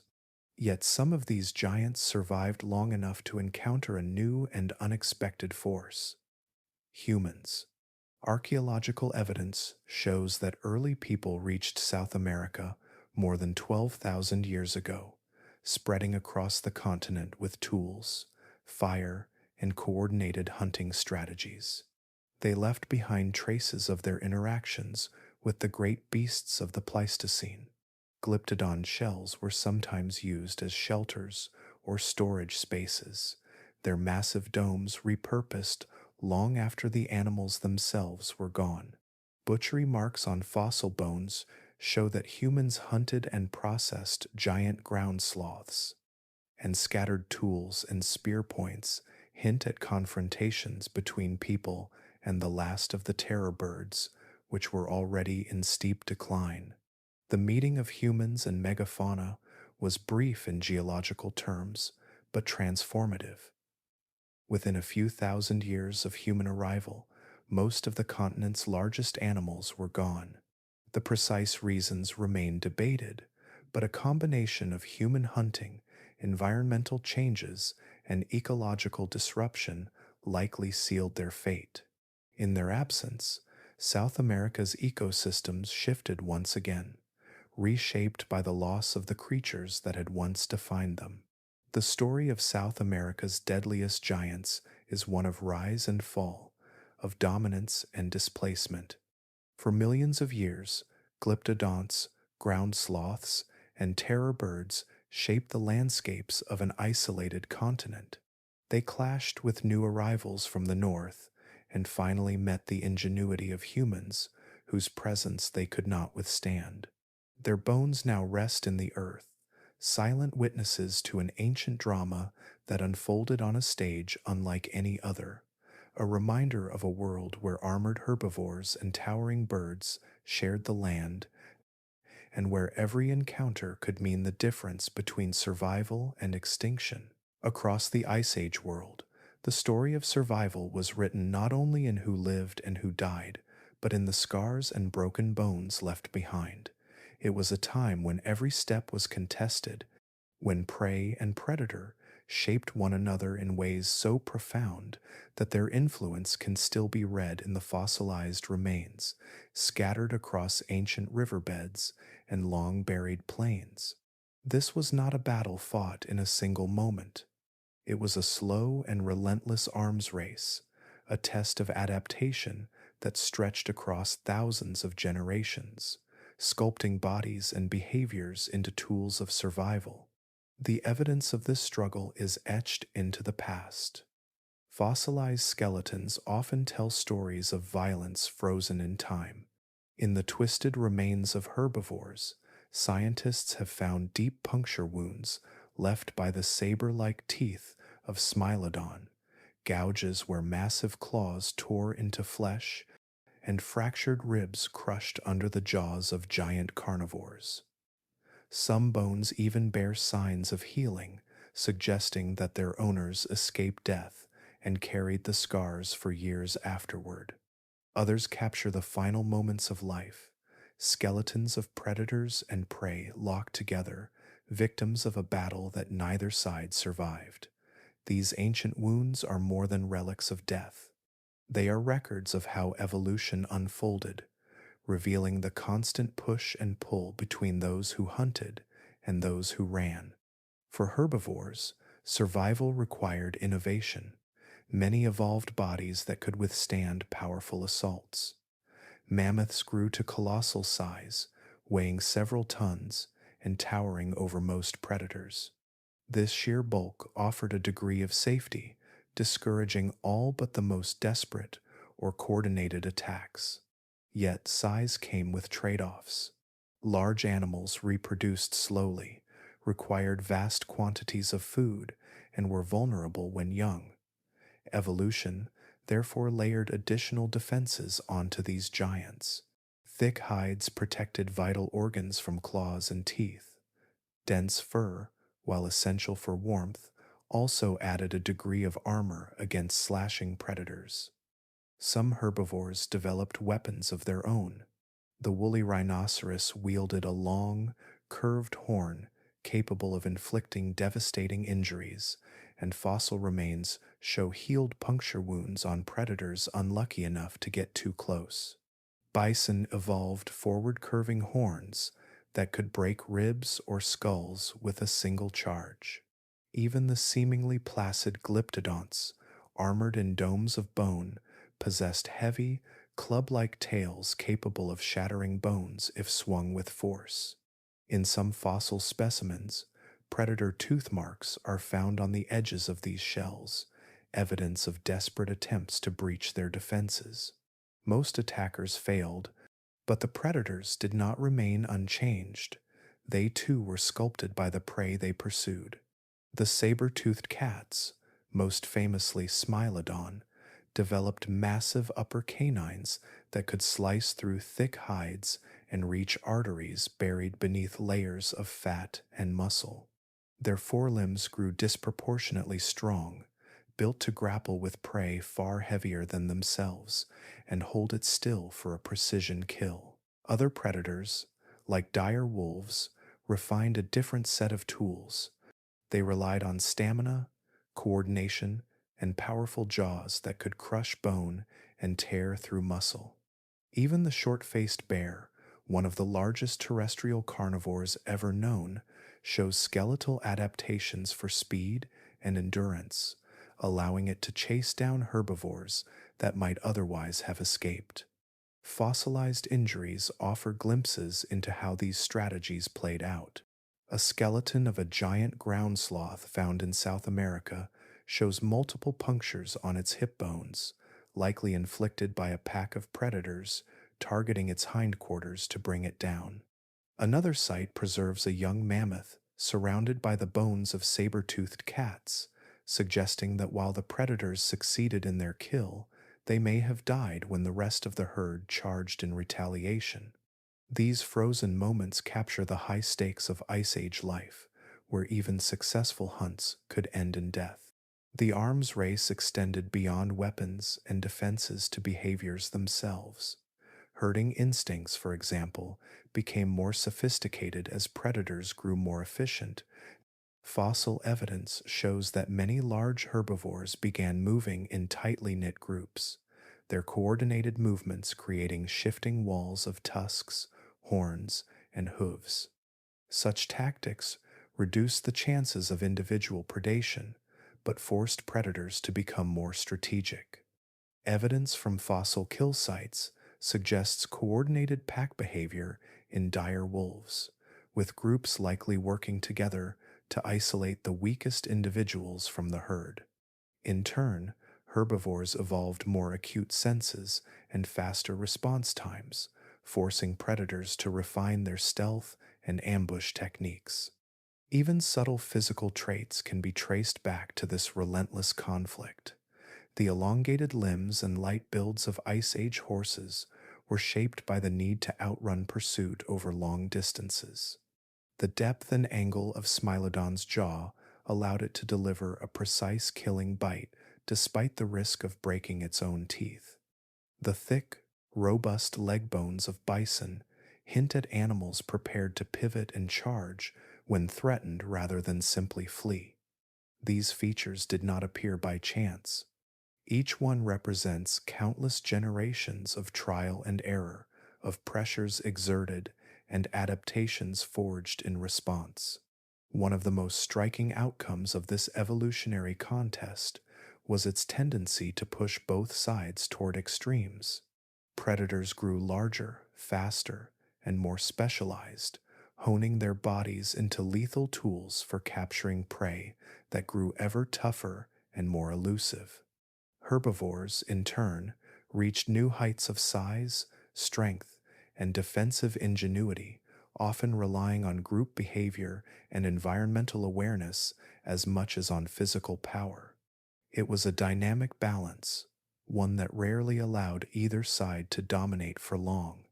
The fossil record is full of these stories: broken bones, healed wounds, scattered teeth, and skeletons entwined in silent struggle. Together, they tell of a world defined by tension and adaptation, where life was never static, and survival depended on the ability to change in response to an opponent that was always changing too. This ceaseless arms race shaped not only the bodies of individual species, but the very character of the Ice Age world itself, carving its inhabitants into forms perfectly suited for a life lived on the edge of danger. Across the frozen landscapes of the Pleistocene, survival was not only a contest of strength, speed, or size. Beneath the icy winds and endless migrations, a quieter and more profound force shaped the fate of species: the relationships they built with one another. In a world where the climate could shift in a single lifetime and predators lurked at every turn, cooperation was not just an advantage, it was a necessity woven into the fabric of life itself. It took many forms: shared memory, collective parenting, synchronized hunting, and communication that could travel farther than any single call, and it bound creatures together in ways that shaped their evolution. Among the most striking examples of this social power were the mammoths, whose family groups mirrored the complex societies of their modern elephant relatives. These herds were not random gatherings, but carefully structured communities, often centered around a matriarch whose decades of memory guided their survival. She knew the routes to distant waterholes, the valleys where grasses grew richest, and the mountain passes safe from floods and predators. Her knowledge, stored not in books but in instinct and experience, was passed from one generation to the next, ensuring that the herd's survival did not depend solely on chance. Within these herds, roles were clearly defined. Calves were the heart of the group, and their safety united every member. Adults formed protective walls during predator attacks, lowering tusks and raising trunks to defend the youngest. Older siblings, and even unrelated adults, taught calves how to forage and how to use their trunks with skill. When one became stuck in deep snow or mud, others worked together to pull it free. This collective care was not simply instinctive, it was strategic, ensuring that the next generation and the knowledge it carried survived. Yet not all Ice Age giants lived in permanent groups. Giant ground sloths, usually solitary, showed a different kind of cooperation. Fossil evidence suggests that they occasionally congregated around seasonal food sources or mineral rich clay deposits, tolerating one another's presence in ways that increased their individual chances of survival. By sharing access to scarce resources, they reduced conflict and allowed multiple individuals to thrive in the same territory. Even this loose social behavior reveals how flexible and adaptive Ice Age animals could be when survival demanded it. Other herbivores displayed even more intricate forms of cooperation. Herding species like bison and horses organized themselves into layered social structures with leadership roles and complex communication systems. Leadership often fell to the oldest females, whose decisions guided the movements of hundreds or even thousands of individuals across the vast steppe. These migrations were not chaotic charges, but deliberate, coordinated movements shaped by calls, scents, and visual cues. During these journeys, adults worked together to shield the young from predators and environmental hazards, forming moving fortresses of muscle and horn. Parenting among these herbivores was a shared endeavor. Bison mothers often created communal nurseries where calves could play, learn, and develop social skills while multiple adults kept watch. This cooperative rearing not only increased the survival of the young, but also strengthened the bonds within the herd, turning it into a single, cohesive unit rather than a collection of individuals.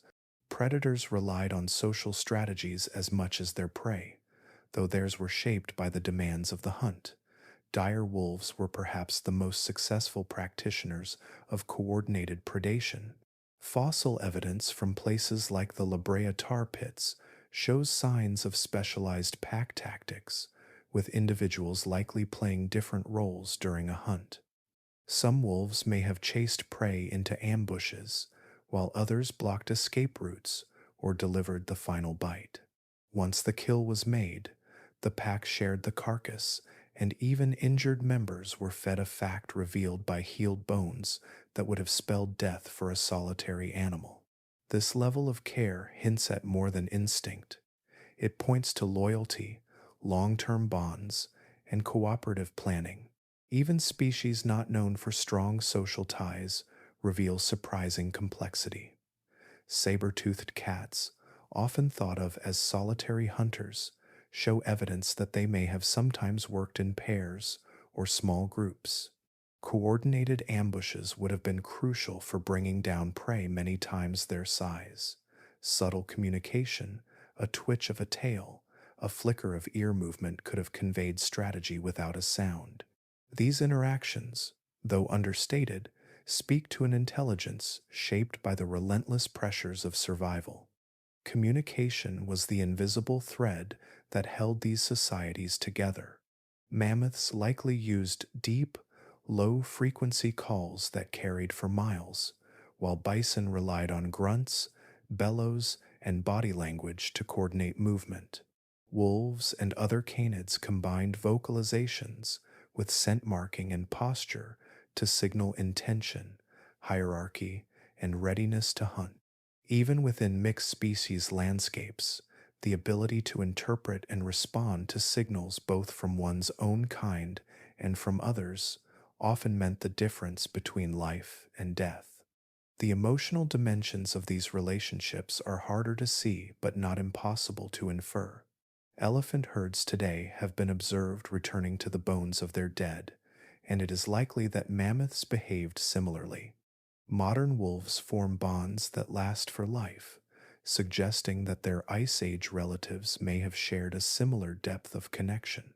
These patterns, preserved in behavior and hinted at in the fossil record show that cooperation was not just practical, it was deeply ingrained, influencing how these creatures lived, hunted, traveled, and even remembered. Across the Ice Age world, survival was never solely an individual achievement. It was the product of memory shared across generations, of coordinated hunts and communal nurseries, of unspoken communication and enduring bonds. The giants of this era thrived not only because of their physical strength or sharp instincts, but because they learned, again and again, that in the harshest times, life was best faced together. Across the frozen continents of the Ice Age, life moved in rhythms far larger than any single creature. Seasons did not simply pass, they pulled entire worlds with them. When the snow retreated in spring and fresh grasses burst through the soil, herds stirred from their winter shelters and began their long journeys north.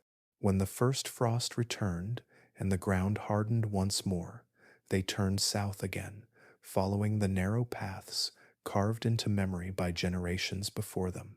These were the great migrations, rivers of life that swept across thousands of miles, binding together landscapes, climates, and species into a single, ever-moving system. The evidence of these immense seasonal migrations still lingers in the land. Ancient trackways, pressed deep into once soft ground, trace the steps of mammoths, bison, and horses as they moved in unison across the plains. Fossil deposits reveal patterns of death and birth that align with the changing seasons, suggesting regular movements between breeding grounds and feeding territories. Even the chemical signatures locked inside fossilized teeth tell stories of distance and return, showing shifts in water and vegetation that could only have come from animals traveling vast distances year after year. For many Ice Age herbivores, migration was not just a choice, it was a necessity. The mammoth steppe, a sweeping biome that stretched from Western Europe across Siberia and into North America, was both bountiful and harsh. Grasses and flowering plants flourished in the warmer months, providing more food than any herd could eat. But when the world tilted and winter tightened its grip, those same lands turned into frozen deserts. By following the cycles of growth, animals like mammoths and bison ensured they could feed continuously throughout the year. They moved north to exploit the brief summer abundance, then south to escape the deadly cold and reach pastures that remained open beneath the snow. These migrations were not aimless wanderings. They followed ancient highways shaped by geography, climate, and memory. Rivers served as natural corridors, guiding herds through valleys and plains.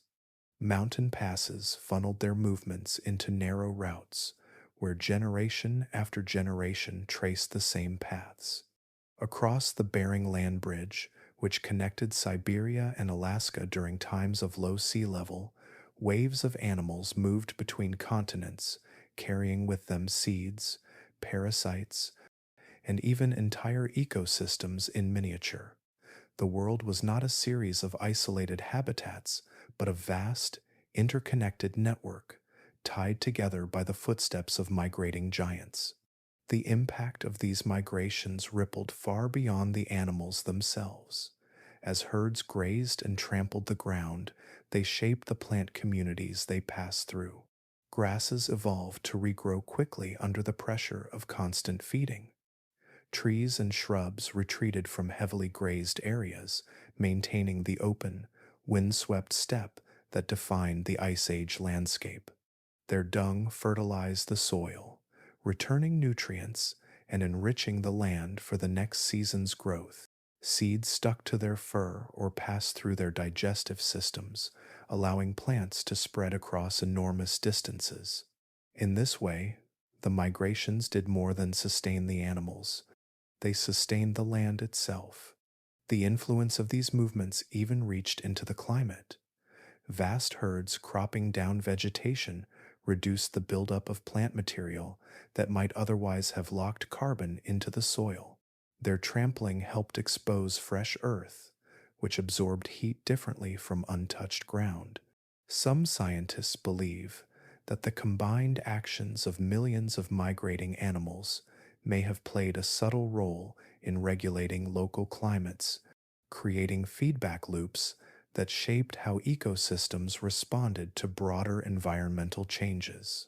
The living world was not just adapting to climate shifts, it was helping to shape them. Yet, for all their benefits, migrations were journeys of immense risk. Every mile carried new dangers. The threat of starvation loomed large, especially for young animals or weakened individuals unable to keep pace with the herd. Sudden storms could blanket the land in snow, burying the grasses beneath and turning a life-sustaining trek into a desperate struggle for survival. Rivers swollen by melting ice could sweep away entire groups, while mountain crossings claimed those who slipped or fell. Predators knew the rhythms of the migrations, as well as the herbivores did. They lay in wait along the narrowest points of the journey, where the great herds were forced to pass. Packs of dire wolves shadowed bison herds for weeks, waiting for the moment when exhaustion or injury separated one from the group. Saber-toothed cats crouched in ambush along river crossings, striking when animals slowed to drink or wade. Even humans learned to exploit these patterns, setting traps and ambushes at choke points where they knew the herds would pass year after year. Despite the perils, migration endured because it worked.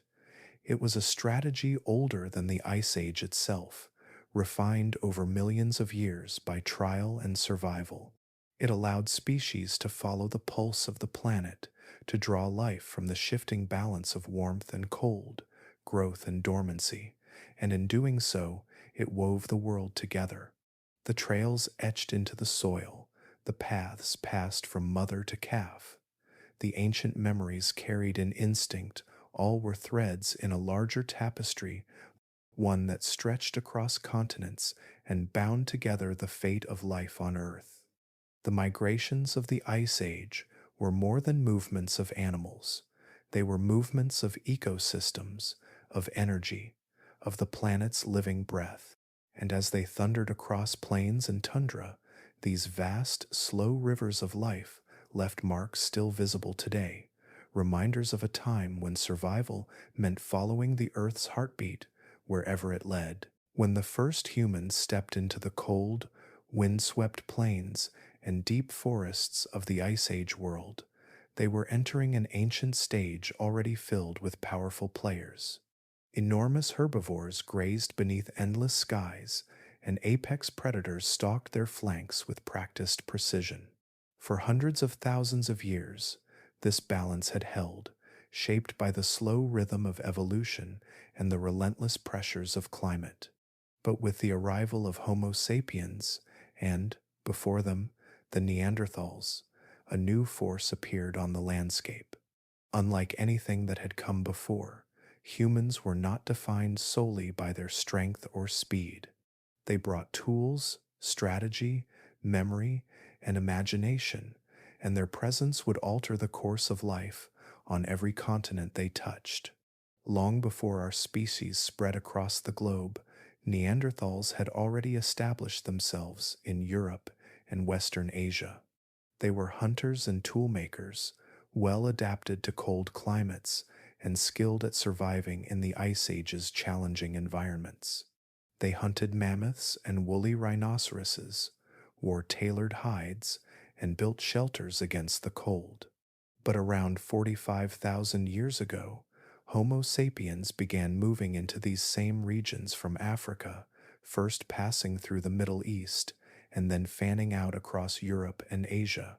Within several millennia, they would reach as far as Siberia, the frozen steppes of Beringia, the dry plains of Australia, and eventually the untouched wilderness of the Americas.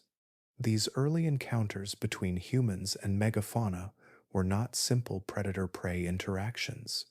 They were moments of mutual discovery, curiosity, and adaptation. For the animals, humans were unlike any threat they had faced before. They were not built for speed, yet they could outrun most prey by persistence, hunting tracking animals for hours or days until exhaustion brought them down. They lacked claws or fangs, yet their sharpened stone points could pierce hide and bone from a distance, and unlike other predators, they could shape the landscape itself to suit their needs. Archaeological sites across Europe, Asia, and North America capture snapshots of these first meetings. On riverbanks and ancient lake beds, scientists have uncovered bone scatters where humans processed carcasses, stripping meat with stone flakes and breaking open bones for marrow. In some places, deep pits lined with sharpened stakes reveal elaborate traps designed to capture animals many times larger than their hunters. Elsewhere, natural features like ravines and bogs were used as kill sites, with animals herded toward their doom through coordinated effort. These traces show that early humans did not simply react to their environment, they engineered it, adapting their strategies to the behavior and movement of the giants they pursued. Not all evidence comes from tools and kill sites. Some of the most striking records of these early interactions are found in the bones of the animals themselves. Fossils of mammoths and bison bear fine, deliberate cut marks from stone blades. Others show signs of controlled burning, where carcasses were roasted over fire for easier processing. And in a few rare instances, bones shaped into spear points and tools provide a direct link between hunter and hunted, transforming once living giants into instruments of survival. Humans did not simply hunt megafauna, they wove them into nearly every part of their existence. Mammoth bones became the frames of shelters, their curved tusks forming the arches of dwellings covered in hides. Sinews served as cordage, and hides became clothing, bedding, and even containers for storing food. Every part of a kill was used, a testament to the deep knowledge and resourcefulness of Ice Age peoples. The arrival of humans also meant new pressures on predators. Saber-toothed cats, dire wolves, and short-faced bears suddenly found themselves competing with a hunter that could plan, cooperate, and wield weapons. The fossil record hints at shifting predator behaviors during this period as hunting ranges changed and some populations declined. Humans, with their flexible diets and adaptable strategies, could exploit resources more efficiently than any other species, and that efficiency reshaped ecosystems wherever they appeared. The meeting between humans and Neanderthals adds another layer to this story. For tens of thousands of years, the two species shared landscapes, prey, and sometimes even shelters. They likely observed and learned from one another. Genetic evidence reveals that they interbred, leaving traces of Neanderthal DNA still present in modern human genomes. Yet competition for territory and resources, combined with climatic pressures, ultimately led to the Neanderthals' disappearance roughly 40,000 years ago. Humans were not just hunters and competitors, they were also observers and record keepers, leaving behind some of the earliest evidence of symbolic thought in their interactions with megafauna. Engravings on mammoth ivory, carved figurines of bison and horses, and etched bone artifacts hint at a deeper awareness, an understanding that these animals were more than just sources of food. They were part of a shared world, shaping and being shaped by human lives. Even the landscapes themselves began to change. Controlled burning opened up woodlands and encouraged the growth of grasses, altering grazing patterns and forcing herbivores to shift their ranges.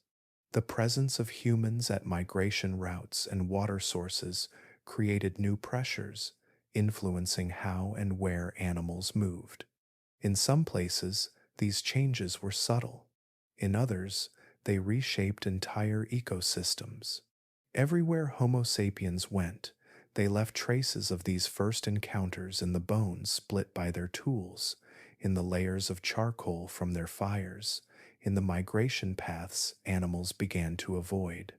The arrival of humans was not a single event, but a series of gradual, unfolding interactions, each one adding a new thread to the web of Ice Age life. By the time the great migrations of mammoths and bison crossed the steppes, by the time the giant sloths lumbered through the forests and the dire wolves followed their trails, the world was no longer the same. A new force was present, a species whose power lay not in strength or speed, but in its ability to think, plan, and transform. And from that point forward, the destinies of humans and the giants they met would be forever intertwined. When humans began their slow march across the Ice Age world, they encountered landscapes shaped by millions of years of natural balance. Enormous herbivores grazed on vast plains, predators prowled ancient migration routes, and ecosystems had found a rhythm through countless cycles of glaciation and warming. Yet, within a few thousand years of our arrival, on almost every continent, the world's great beasts were gone. Mammoths, mastodons, giant sloths, woolly rhinoceroses, and towering marsupials vanished in what many scientists now call one of the most dramatic extinction events since the age of the dinosaurs. The speed and scale of this disappearance led to one of the most debated ideas in science: the overkill hypothesis, the suggestion that humans, not nature alone, were primarily responsible. The evidence begins in the ground beneath our feet.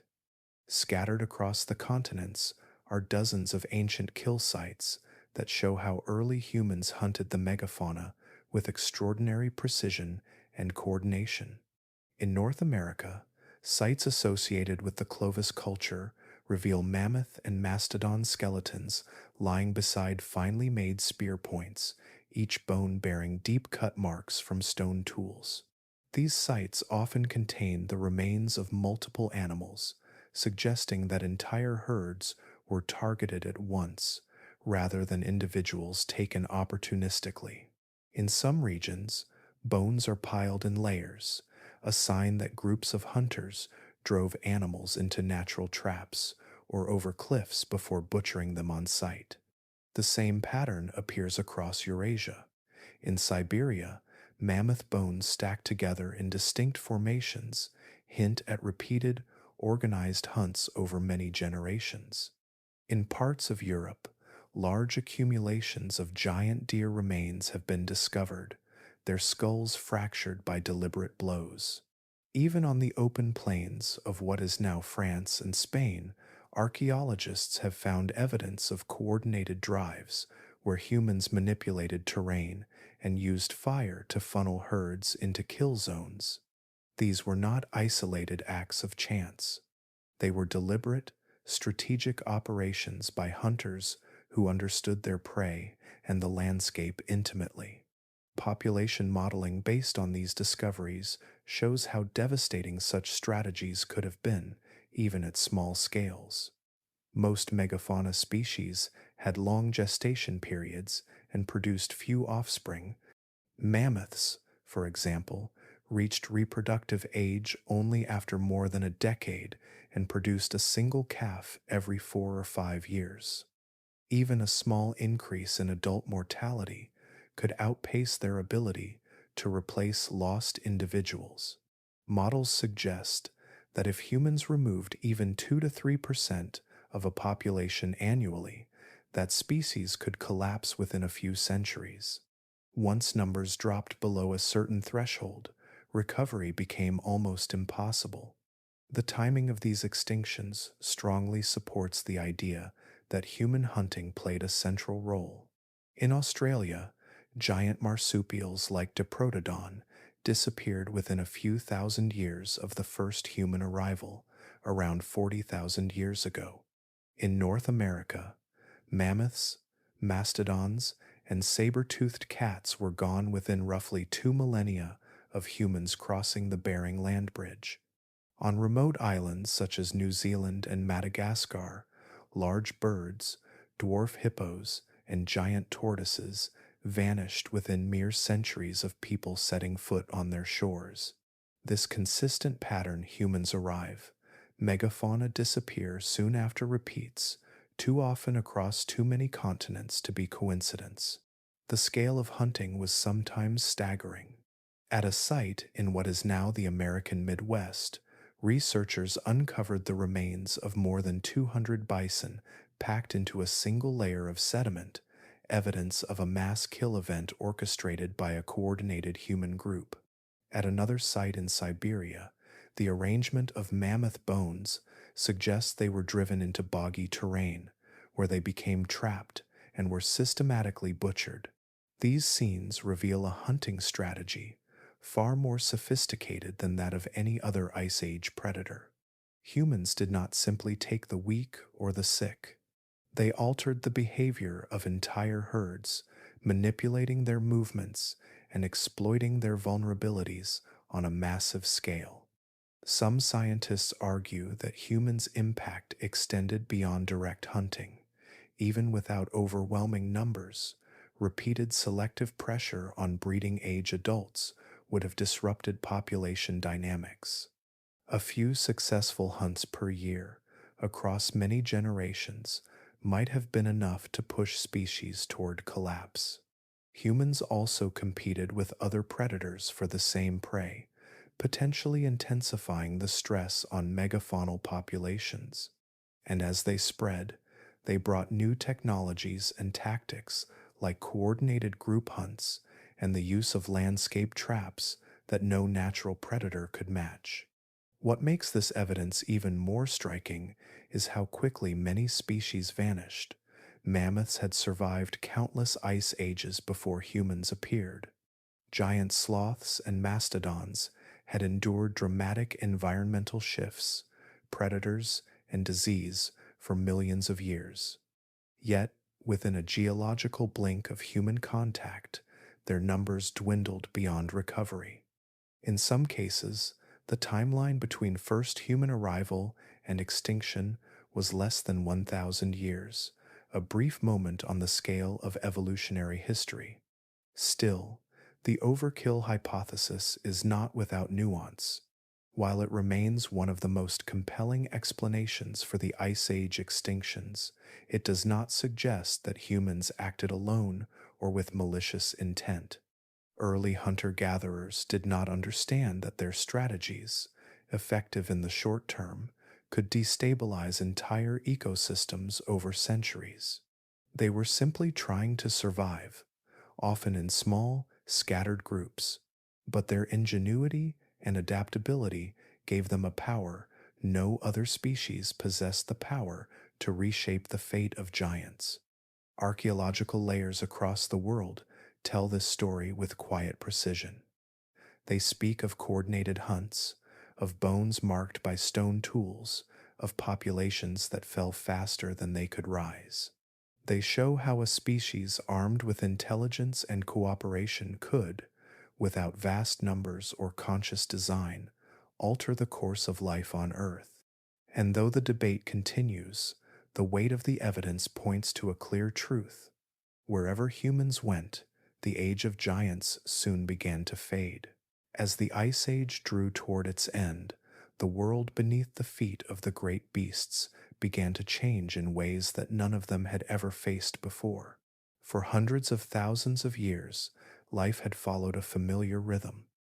Glaciers advanced and retreated, but they did so slowly enough that species could move, evolve, and adapt. The giants of the Pleistocene were built for that world. They had weathered bitter cold, endured long winters, and thrived in frozen landscapes that seemed eternal.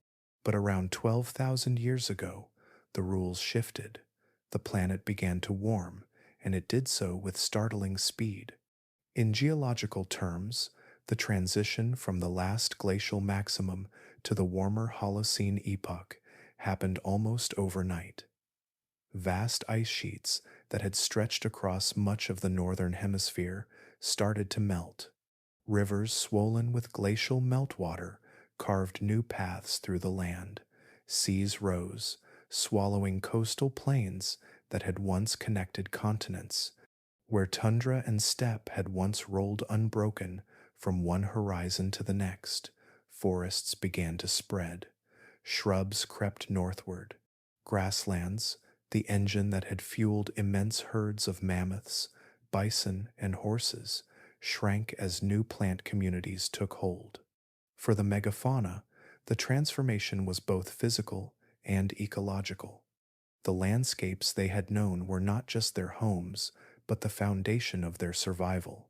Mammoths, perfectly adapted to cold and open plains, found themselves wandering into forests that blocked their movements and offered less of the coarse grasses they depended on. Giant ground sloths, whose immense size had once allowed them to reach high branches, struggled to find enough food as plant species shifted and competition increased. Even apex predators like saber-toothed cats and short-faced bears, who had evolved to hunt or scavenge large herbivores, faced dwindling prey as populations declined or moved away. Some species tried to follow the climate as it changed. As the ice retreated northward, herds moved with it, seeking the cool, open habitats that had sustained them. But the pace of change was relentless. In many places, warming outstripped their ability to migrate. Barriers such as mountain ranges, rivers, and expanding human settlements restricted their paths. Once continuous grasslands, fragmented into isolated pockets, forcing animals into smaller and smaller territories. Those that could not move fast enough were trapped in shrinking refuges, their numbers dwindling with each passing generation. The evidence of their struggle lies preserved in the fossil record and in the frozen ground of the north. Bones from the final millennia of many species show signs of malnutrition. Mammoths, once robust and powerful, display stunted growth in some populations, their tusks marked by lines that record periods of starvation. Teeth worn down far more than usual hint at desperate animals feeding on whatever vegetation they could find, even if it was coarse or nutritionally poor. Isotopic analysis of bone collagen reveals sudden dietary shifts, showing that many species were forced to abandon their preferred foods and subsist on less suitable ones as their habitats transformed around them. Even predators show signs of stress. Fossil evidence suggests that saber-toothed cats and dire wolves began targeting smaller and less abundant prey as large herbivores became scarce. Some populations show an increase in injuries and bite marks, possibly from conflicts over food. The balance that had once held entire ecosystems together was faltering when the great herds began to collapse. The predators that relied on them followed close behind. The changing climate also reshaped the timing of life's rhythms. Seasons shifted, winters grew shorter and milder, while summers lengthened and brought new weather patterns. Plants bloomed earlier or later than before, sometimes out of sync with the migration cycles of herbivores. Calving and breeding seasons that had once been timed perfectly to match the peak of plant growth now mismatched the availability of food. The delicate timing of life honed over countless generations began to unravel. Some species displayed remarkable resilience. Woolly mammoths, for example, persisted in isolated refuges long after they disappeared from most of their former range. On Wrangel Island in the Arctic Ocean, a small population survived for thousands of years, adapting to a reduced habitat. But isolation came with its own risks. Limited genetic diversity weakened them over time, and even slight changes in climate could tip their fragile populations into decline. The collapse of habitats was not uniform across the planet. In some regions, the transformation created new opportunities for smaller, more adaptable species. Forest dwellers and generalists flourished where specialists faltered. Deer, boars, and smaller carnivores expanded into territories once dominated by giants. But for the great Ice Age mammals, the world was becoming unfamiliar. The landscapes they had shaped and the ecosystems they had anchored were dissolving beneath their feet, replaced by environments that no longer favored size, strength, or cold endurance. The end of the Ice Age was not marked by a single catastrophe, but by a slow, relentless shift, one that pushed even the most resilient species beyond their limits. The giants that had once ruled the earth faced a choice they could not make: change or vanish. And as the world warmed and the old landscapes disappeared, many of them simply had nowhere left to go. In the final chapters of the Ice Age, long after the glaciers had begun to retreat and the great herds had thinned, another quieter enemy was working against the giants. It was not a predator with claws or teeth. It was not even a change in the climate that they could see or feel. It was something far more subtle, woven deep into the fabric of life itself, a weakening written into their very genes. For most of their long history, Ice Age megafauna had been abundant. Mammoths had moved across continents in vast, thundering herds. Bison and horses had spread across plains in numbers that shaped entire landscapes. Predators like saber-toothed cats and dire wolves had thrived on the endless supply of prey. When populations are large and connected, their genetic diversity stays high. Every generation carries new combinations of traits. Those variations act as a shield, helping species adapt to changing climates, evolving diseases, and shifting ecosystems. But as the world changed around them, their numbers began to fall. Glacial retreats reshaped their habitats. Expanding forests fragmented the once open grasslands. Human hunters added new and unfamiliar pressures. Each of these forces chipped away at populations that had once seemed unshakable. And when populations shrink, something else happens too. Their genetic diversity begins to erode. Scientists call these moments bottlenecks, when a species is squeezed through a narrow passage in its evolutionary history. Instead of tens of thousands of individuals, only a few hundred or even fewer may survive to pass on their genes. In such small groups, genetic variety becomes limited. Traits that were once rare can become common. Harmful mutations, which would have been diluted in a larger population, can spread, and with fewer new genetic combinations, the ability to adapt begins to falter. The evidence of these bottlenecks lies hidden inside the DNA of ancient remains. In the preserved hair and bones of woolly mammoths, scientists have traced a story of long decline. Populations that were once widespread and genetically diverse dwindled into isolated pockets.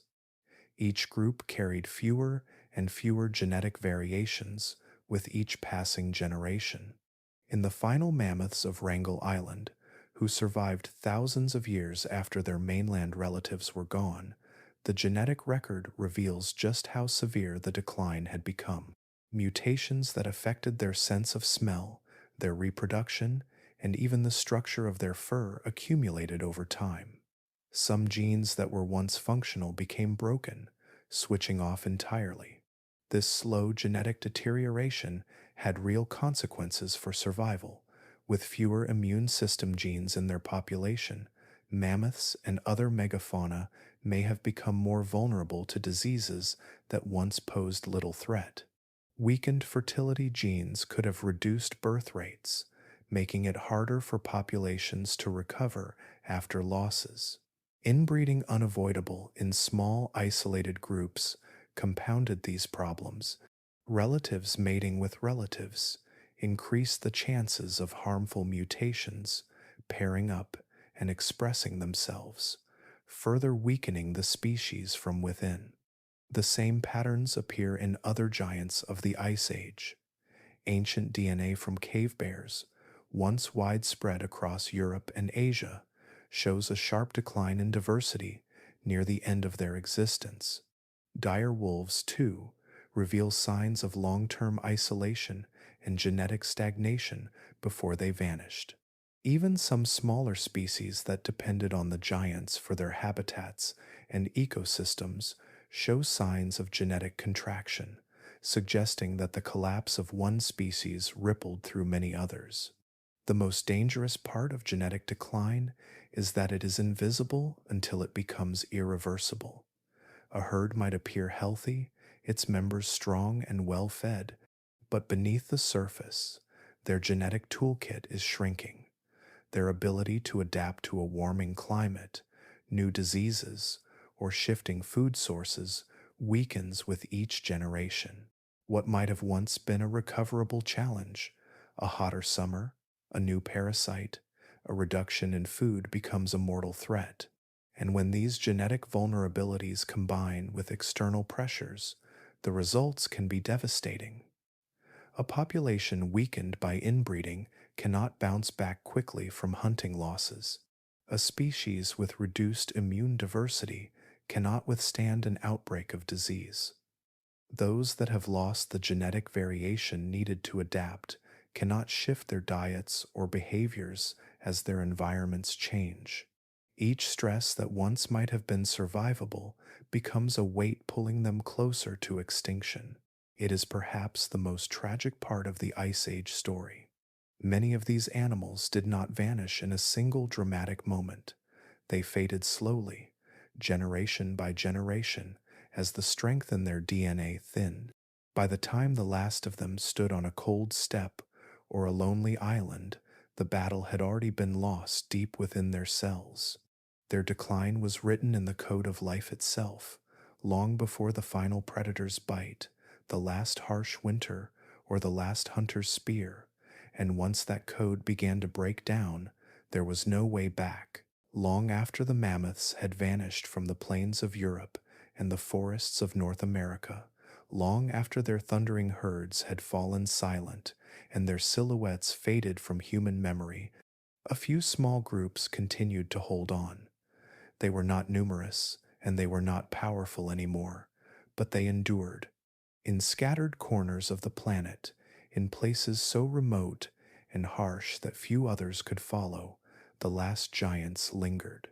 These places became their final strongholds, the last refuges of a once dominant age.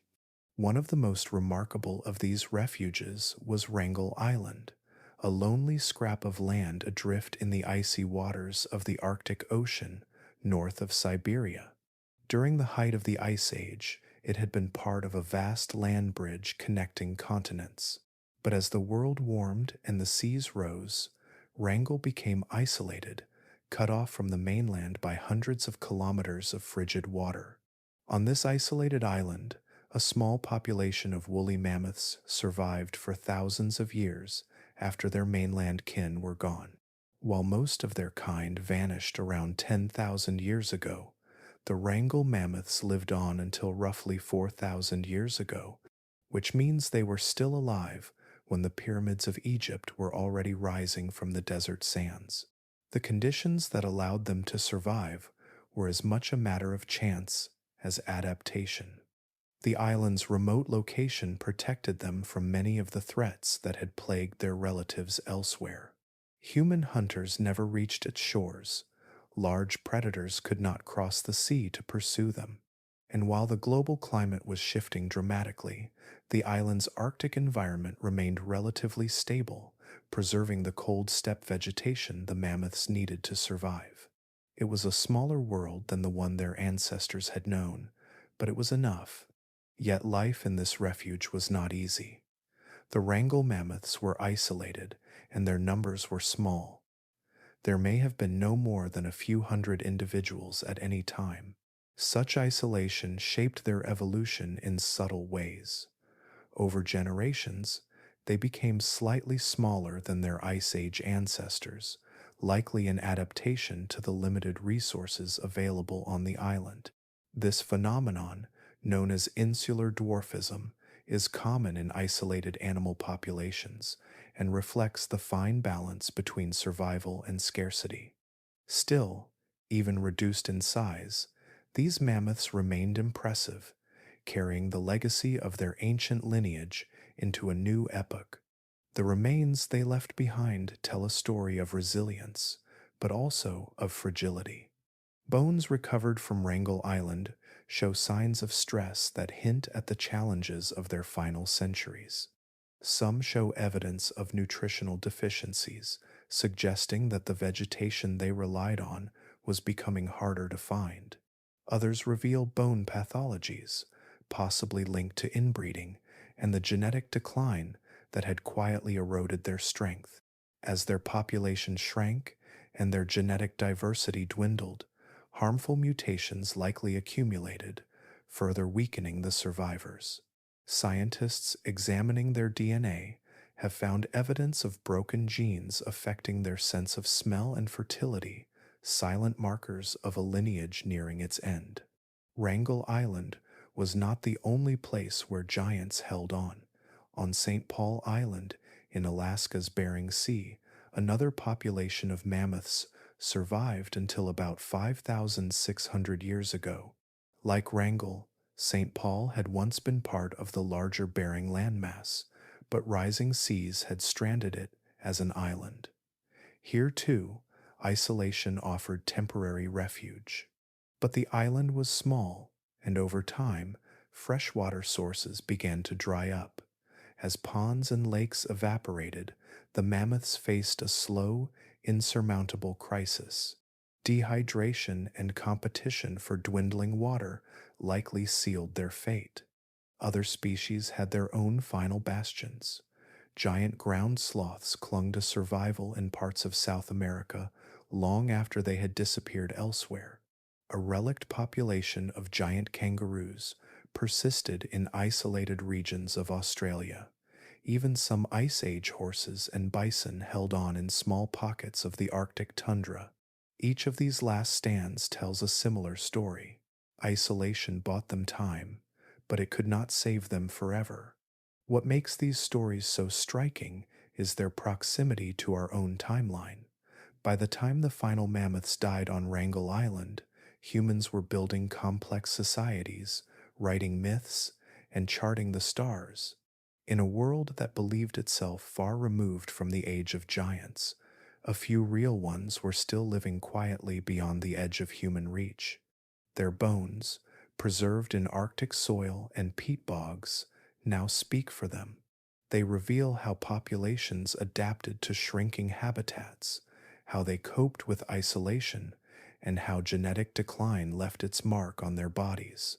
These final strongholds were the last flickers of a chapter that had once defined an entire era. They show us that extinction is rarely sudden. It is often a long, uneven retreat, a gradual narrowing of a species' range until it occupies only the smallest corners of the map. The last mammoths, ground sloths, and other megafauna did not vanish overnight. They faded slowly, century by century, their world growing smaller as ice melted, seas rose, and the balance of nature shifted. In those forgotten refuges, the age of giants lingered just a little longer, holding on against the inevitable. When the last mammoth sank into the mud of a thawing tundra, when the final ground sloth left its slow footprints in the dust, and when the thundering bison herds vanished from the plains, the story of the Ice Age did not end with silence. Their disappearance was not a single moment, nor a simple subtraction of species from the page of life. It was a chain reaction, an unraveling of relationships that had been woven together over millions of years. The loss of these giants sent shockwaves through the natural world, reshaping landscapes, rewriting climate patterns, and transforming ecosystems in ways that are still unfolding tens of thousands of years later. The first tremors of this collapse began at the top of the food chain. Predators that had thrived for millennia on the flesh of megafauna found themselves without the prey they had evolved to pursue. Saber-toothed cats, whose entire anatomy was built around ambushing enormous animals, were suddenly specialists without a niche. Their powerful forelimbs and elongated canines, perfect for dragging down mammoths and giant bison, were of little use against the smaller, quicker prey that remained. Dire wolves, once dominant pack hunters that had chased massive herbivores across the plains, struggled to sustain their numbers when their quarry dwindled. Even the mighty short-faced bear, an apex predator that ranged over vast territories, could not adapt quickly enough to a world where the great herbivores were gone. Within a few centuries of their disappearance, many of these predators followed them into extinction. The collapse continued downward. Scavengers that had once depended on the carcasses of giants found their food supply suddenly cut off. Vultures, carrion beetles, and bone-cracking hyenas faced starvation as the bodies of massive herbivores ceased to dot the landscape. With fewer carcasses to sustain them, decomposer communities shifted, and nutrient cycling patterns that had been stable for hundreds of thousands of years began to break down. Even the survival strategies of smaller predators and opportunistic feeders changed. With no great kills to scavenge from, they were forced to diversify their diets, compete more fiercely, or move into new territories entirely. Without the constant pressure of large carnivores, populations of smaller prey animals exploded in some regions. Deer, antelope, and rodents flourished in the absence of predators, often overgrazing plants and destabilizing local vegetation. This secondary effect rippled outward, changing the composition of plant communities, shifting migration patterns, and altering the availability of resources for countless species. What had once been a finely tuned ecological network was becoming an unstable system, prone to sudden changes and imbalances. But the deepest transformations occurred not in the skies or among the predators, but in the soil beneath their feet. For millions of years, the world's landscapes had been shaped not only by climate and geology, but by the daily activities of enormous herbivores. Mammoths plowed through permafrost with their tusks, digging for roots and exposing layers of earth to the cold. Their migrations churned the ground, preventing forests from encroaching on the grasslands and keeping ecosystems in a dynamic equilibrium. Giant ground sloths cleared vegetation with their enormous claws, breaking branches and toppling small trees. Bison, in their thousands, grazed down tall grasses and trampled pathways into the earth, shaping the flow of water and the spread of seeds. When those forces disappeared, the land itself began to change. Without the heavy tread of herds, soils compacted and hardened, becoming less hospitable to certain grasses and flowers. Areas that had once been sprawling steppes slowly transitioned into forests as woody plants encroached on open spaces. In the absence of grazing, fast-growing shrubs and trees outcompeted low-lying plants, altering the diversity of plant life. Even waterways shifted.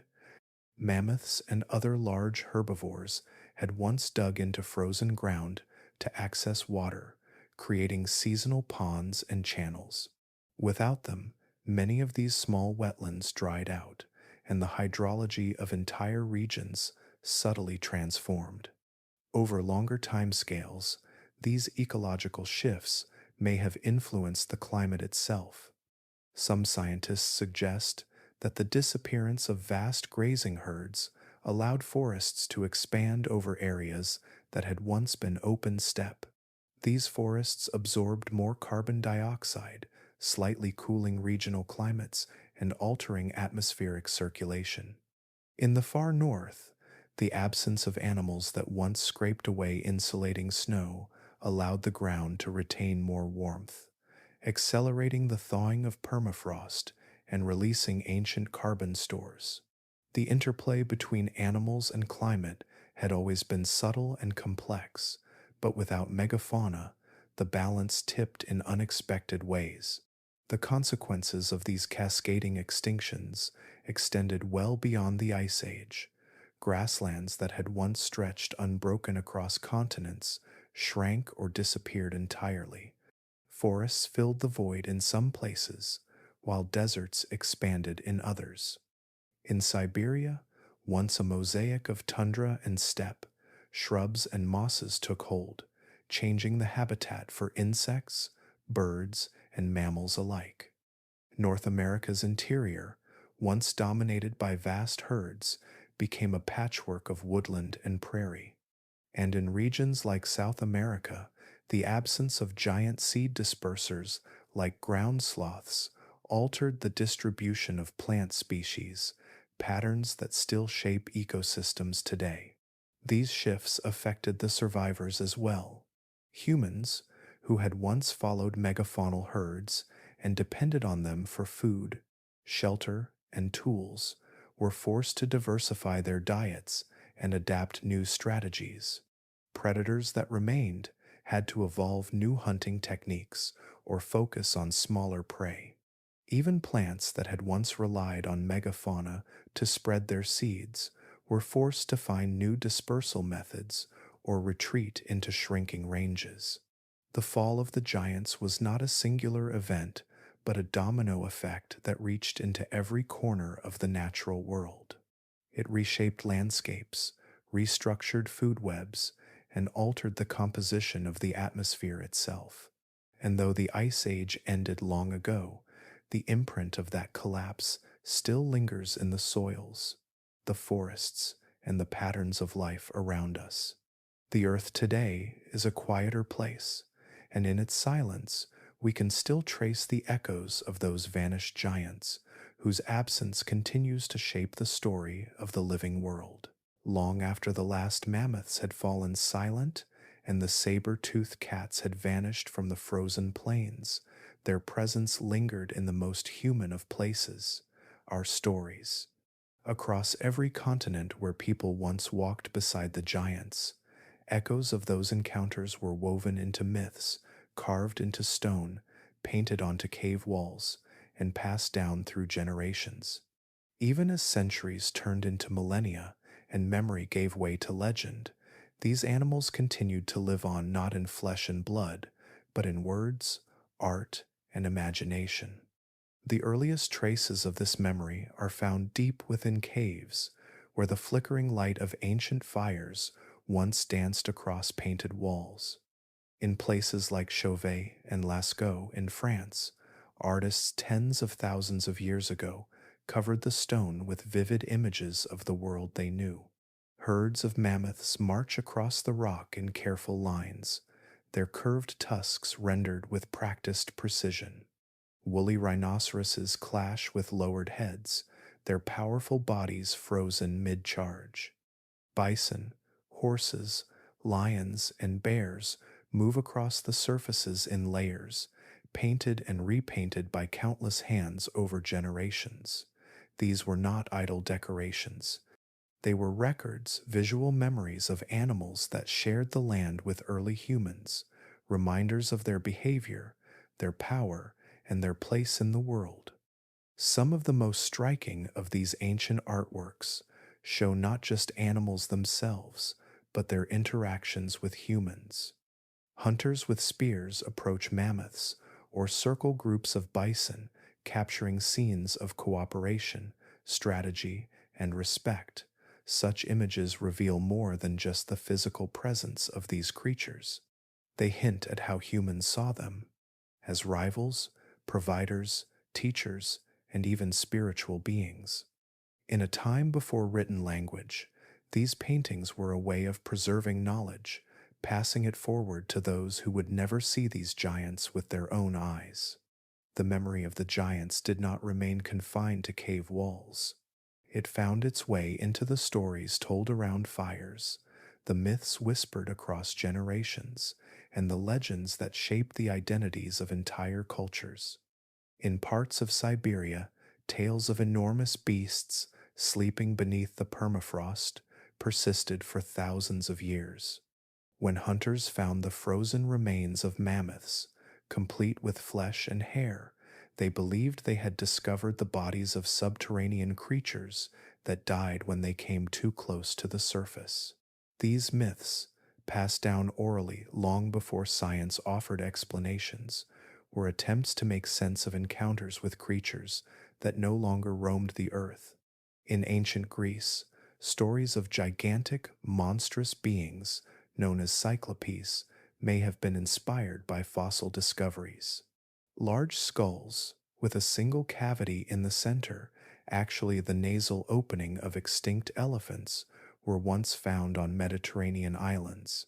To people with no knowledge of paleontology, these bones seemed to belong to one-eyed giants. In this way, the physical traces of Ice Age animals found new life in myth, their memory transformed into stories of supernatural beings. Similar echoes appear in the Americas, where indigenous oral traditions often speak of massive, powerful animals that shaped the land and challenged humans. Some stories describe enormous bear-like creatures that once roamed the forests, or horned beasts that thundered across the plains. Others tell of ancient hunts against towering adversaries, passed down from ancestors who may have truly faced them. Even today, some of these stories preserve details that align remarkably with what science has since uncovered: hints of behavior, habitat, and even extinction woven into narratives that predate writing. In Australia, Aboriginal Dreamtime stories tell of giant marsupials and birds that once shared the land. Some of these tales speak of creatures that shaped rivers with their movements or taught early people how to find water and food. When paleontologists uncovered the remains of Diprotodon and other megafauna, they realized that these stories might be memories from tens of thousands of years ago, preserved in cultural tradition long after the animals themselves had vanished. These myths and stories were not merely entertainment, they were tools of memory, a way for people to encode information about the world around them and pass it forward. In societies without written records, oral tradition served as a living archive. Knowledge of animal behavior, migration routes, or seasonal patterns could be embedded in stories, ensuring survival for future generations. Even when the details blurred into legend, the essence of truth often remained. The continuity of these memories speaks to the profound impression the Ice Age giants left on those who lived alongside them. To our ancestors, these animals were not abstract relics of a distant past. They were part of daily life, dangerous, awe-inspiring, and deeply interconnected with human existence. The stories we inherited reflect that closeness, preserving not only facts but also feelings: fear, respect, wonder, and reverence. Even now, long after the last of the giants disappeared, their presence lingers in our imagination. The monsters and beasts of myth, the legendary creatures of epic tales, and even the fantastical animals of modern storytelling all carry faint echoes of those ancient encounters. The Ice Age giants may be gone from the Earth's landscapes, but they remain alive in the landscapes of the human mind, remembered, reimagined, and retold in ways that continue to shape how we see the natural world. For tens of thousands of years, the great beasts of the Ice Age lay hidden beneath the frozen skin of the earth, their bodies sealed away in darkness and silence. They were thought to be gone forever, reduced to scattered bones and faint impressions in ancient sediments. But in the far northern latitudes, where the ground itself never fully thaws, time behaves differently. Decay slows, flesh resists rot, and sometimes entire creatures remain intact, locked in ice as if the clock had simply stopped. These frozen giants offer something bones alone never could: a direct, intimate glimpse into a vanished world preserved in exquisite detail from the moment life left them. The first of these extraordinary discoveries came to light more than 2 centuries ago, when explorers in Siberia stumbled upon something that defied all expectations. It was not a skeleton, bleached and scattered, but a whole mammoth, encased in permafrost with its skin, muscle, and fur still clinging to its enormous frame. Even its eyes remained in place, staring blankly into a future it could never have imagined. Local dogs, it was said, tried to feed on the flesh, so fresh did it seem despite having been buried for tens of millennia. It was a revelation. These were not mythical creatures from some distant epoch, but real, breathing animals that had walked the same ground humans do now. As the years passed, the earth began to yield more of its frozen secrets. Mammoths, woolly rhinoceroses, prehistoric horses, and steppe bison emerged from melting permafrost in Siberia, Alaska, and northern Canada.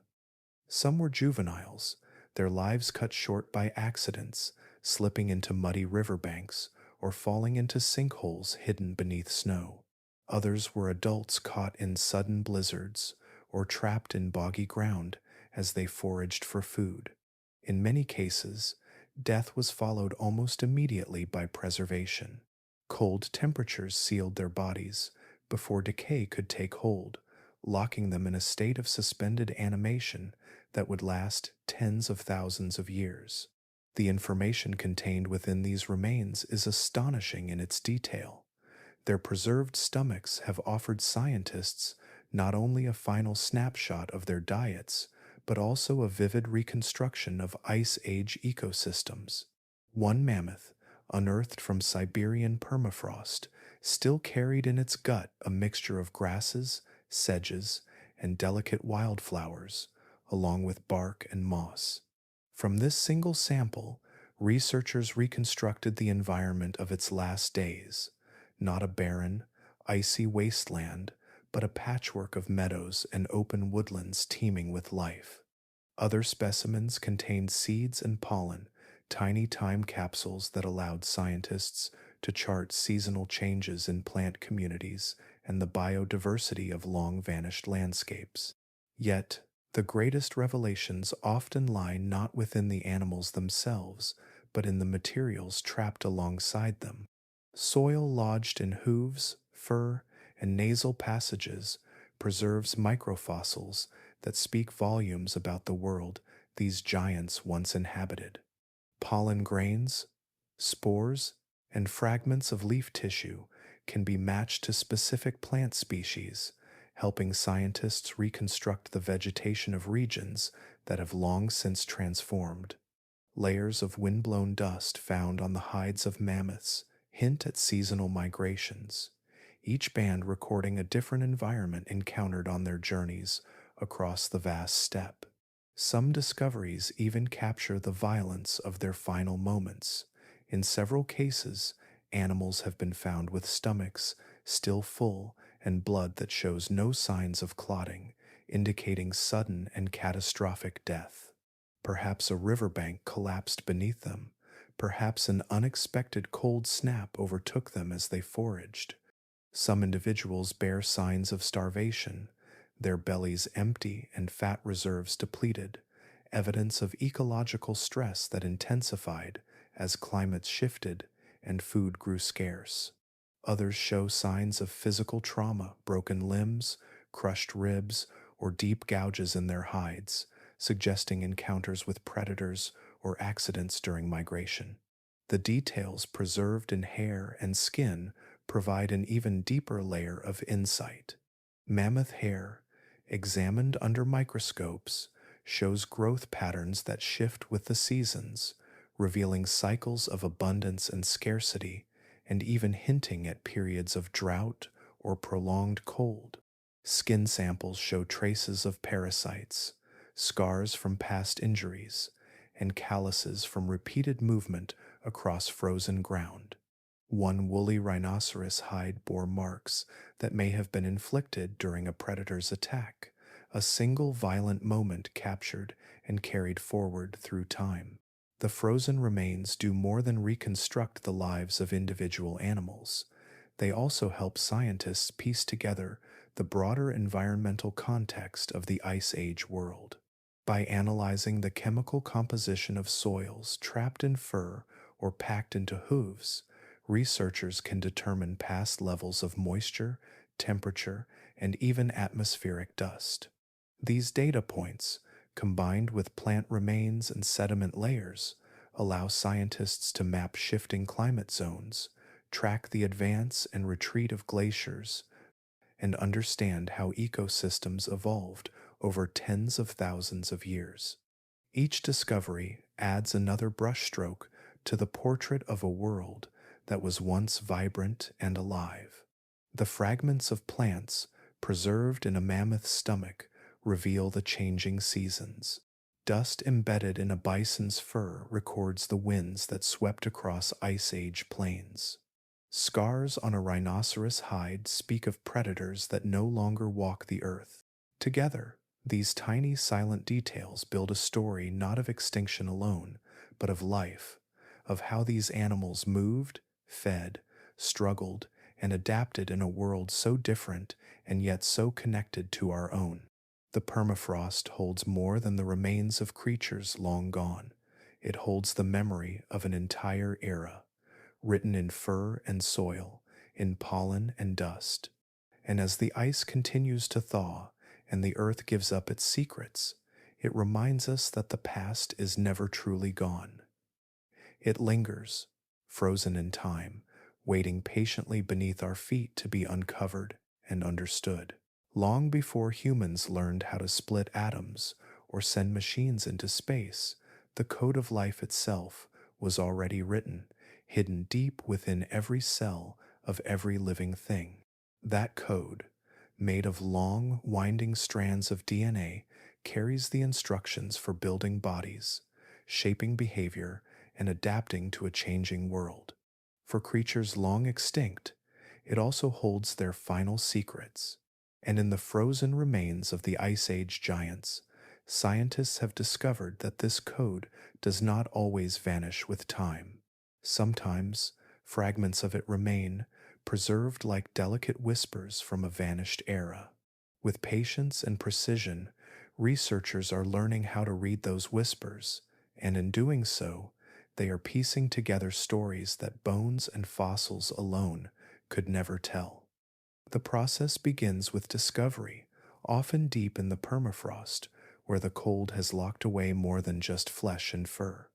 Inside the cells of preserved mammoths, woolly rhinoceroses, and even ancient horses, scientists can sometimes extract fragments of DNA that have survived for tens of thousands of years. These fragments are not whole or perfect. Time, temperature, and chemistry slowly break them into small pieces, scattering the genetic story like the torn pages of an old book. Yet with modern technology, even the smallest fragments can be read and assembled back into something meaningful. The work is painstaking. Researchers use specialized tools to carefully separate DNA from the surrounding tissue, avoiding contamination from modern sources. They then run these ancient fragments through machines that can sequence them, reading their chemical letters one by one. On their own, these sequences reveal little, but by comparing them with the genomes of living relatives, such as modern elephants for mammoths or modern bovids for Ice Age bison, scientists can begin to reconstruct entire genetic blueprints. What emerges is a detailed map of an animal's biology, behavior, and evolutionary journey, a kind of biography written not in ink, but in molecules. One of the most important insights this work provides is a clearer understanding of how Ice Age species adapted to their environments. DNA from woolly mammoths, for example, shows that they carried genes that helped them grow dense, insulating coats, store fat efficiently, and regulate their body temperature in extreme cold. They also had unique blood chemistry that allowed oxygen to circulate more easily through their bodies, even in freezing conditions. These genetic traits explain how mammoths thrived in the harsh tundra landscapes that would have killed most modern elephants. In bison and horses, scientists have found genetic signatures linked to long distance migration and seasonal breeding patterns, traits that help them survive in a world shaped by ice and climate extremes. Ancient DNA also offers a window into the health of these species as they approach their final days. In the last surviving populations of mammoths, such as those on Wrangel Island, scientists have found signs of severe genetic stress. With so few individuals left, inbreeding became unavoidable, and harmful mutations began to accumulate in their DNA. Some of these mutations likely affected fertility, immune function, and even sense of smell. The result was a slow but relentless decline in population health, a genetic spiral that may have left the mammoths unable to recover even if environmental conditions had improved. These findings reveal that extinction is rarely sudden. More often, it begins quietly within the genome long before the last animal dies. The genetic story also sheds light on deeper evolutionary relationships. By comparing ancient DNA with that of living species, scientists can trace when different lineages diverged and how they spread across the globe. The DNA of saber-toothed cats, for example, shows that they split from the ancestors of modern cats millions of years ago, evolving their distinctive teeth and hunting strategies independently. The genomes of Ice Age horses reveal how they moved between continents across land bridges, leaving descendants that would later evolve into the wild mustangs of North America and the domesticated horses of Eurasia. These genetic family trees map migrations, adaptations, and survival strategies across vast stretches of time, providing a richer context for how life responded to the Ice Age's challenges. Perhaps most fascinating of all is what ancient DNA reveals about interactions between species, including with humans. Traces of mammoth DNA have been found in ancient human sites, showing that our ancestors used their bones and hides. Even more surprisingly, genetic evidence shows that ancient humans and their Neanderthal cousins interbred with Denisovans, another archaic human group, leaving behind traces of their DNA in people living today. These discoveries connect the story of the Ice Age giants to our own story, weaving them into the same evolutionary tapestry. Every new genome recovered from the ice is more than just a scientific achievement. It is a message from a lost world, a chance to understand how these creatures lived, thrived, and faltered. Their DNA carries memories of adaptation and resilience, but also warnings about vulnerability and decline. Each genetic sequence is a record of triumphs and struggles written across tens of thousands of years. It tells us not only how these species once shaped their world, but also how the forces of environment, genetics, and time ultimately shaped them. As scientists continue to unlock this molecular archive, they are not merely studying the past. They are building a bridge across time, linking us to the creatures that once walked beside our ancestors and teaching us how the story of life is written, letter by letter, deep within the cells of every living thing. In the quiet halls of modern laboratories and in the sprawling wildernesses where new conservation experiments unfold, a bold idea is taking shape. It is an idea that bridges deep time with the present, that seeks not only to understand the vanished giants of the Ice Age, but to bring some part of their power back into the living world. Scientists call this vision rewilding and de-extinction, and it represents one of the most ambitious projects humanity has ever attempted, to rebuild the natural processes that were lost when the megafauna disappeared, and perhaps even to resurrect some of the animals themselves. The starting point for this work is rewilding, a conservation approach that focuses not just on saving individual species, but on restoring entire ecosystems to their more dynamic, self sustaining states. The principle is simple but profound. If the great grazers, browsers, and predators that once shaped the land can no longer be brought back, then their closest living relatives might stand in their place. Across Europe, projects are underway to reintroduce European bison into forests where their ancestors once roamed. These animals knock down young trees and clear thickets as they move, creating openings where sunlight reaches the ground and a greater diversity of plants can flourish. Their presence, in turn, draws back insects, birds, and small mammals that vanished when the forests grew dense and silent. Nowhere is this idea being pushed further than in a remote corner of Siberia, where a team of Russian scientists has spent decades creating an experiment called Pleistocene Park. Here, horses, musk oxen, bison, and reindeer roam across tundra landscapes that once echoed with the footsteps of mammoths. Their hooves churn up the soil, their grazing keeps shrubs in check, and their movements compact snow in winter, allowing colder air to penetrate the ground. This last effect is particularly important. By keeping permafrost frozen, the animals help slow the release of greenhouse gases that would otherwise escape into the atmosphere as the ground thaws.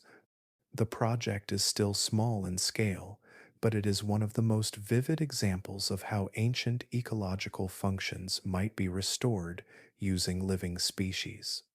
But for many researchers, the dream does not stop there. Advances in genetics have opened the door to something once confined to science fiction, the potential revival of extinct species, or at least something very close to them. The most ambitious of these efforts focuses on the woolly mammoth. Deep within genetic research facilities, scientists are carefully piecing together fragments of mammoth DNA extracted from long frozen remains and comparing them to the genome of their closest living relative, the Asian elephant. By identifying and editing specific genes that control traits like hair growth, fat storage, and cold tolerance, they hope to create embryos that carry the essential adaptations of mammoths. The result would not be a perfect recreation, but a hybrid, an elephant engineered to thrive in Arctic environments and play many of the same ecological roles its extinct cousin once did. The purpose of such an endeavor extends far beyond curiosity. If mammoth-like animals could once again roam the Arctic tundra, they might transform the landscape in ways that slow permafrost melt and reduce greenhouse gas emissions. Their trampling could maintain the open grasslands that once dominated the region. Their foraging could shape plant communities, and their movements could create microhabitats that benefit other species. In this way, de-extinction is framed not as an attempt to turn back time, but as a forward-looking tool to combat modern environmental challenges. Similar projects are underway elsewhere. In North America, scientists are exploring the possibility of reviving the passenger pigeon, a bird that once numbered in the billions and played a vital role in shaping forest ecosystems. Its return could restore natural cycles of seed dispersal and forest regeneration that have been absent for more than a century. In Europe, geneticists have reconstructed much of the genome of the Pyrenean ibex, a mountain-dwelling goat that went extinct in the early 2000s.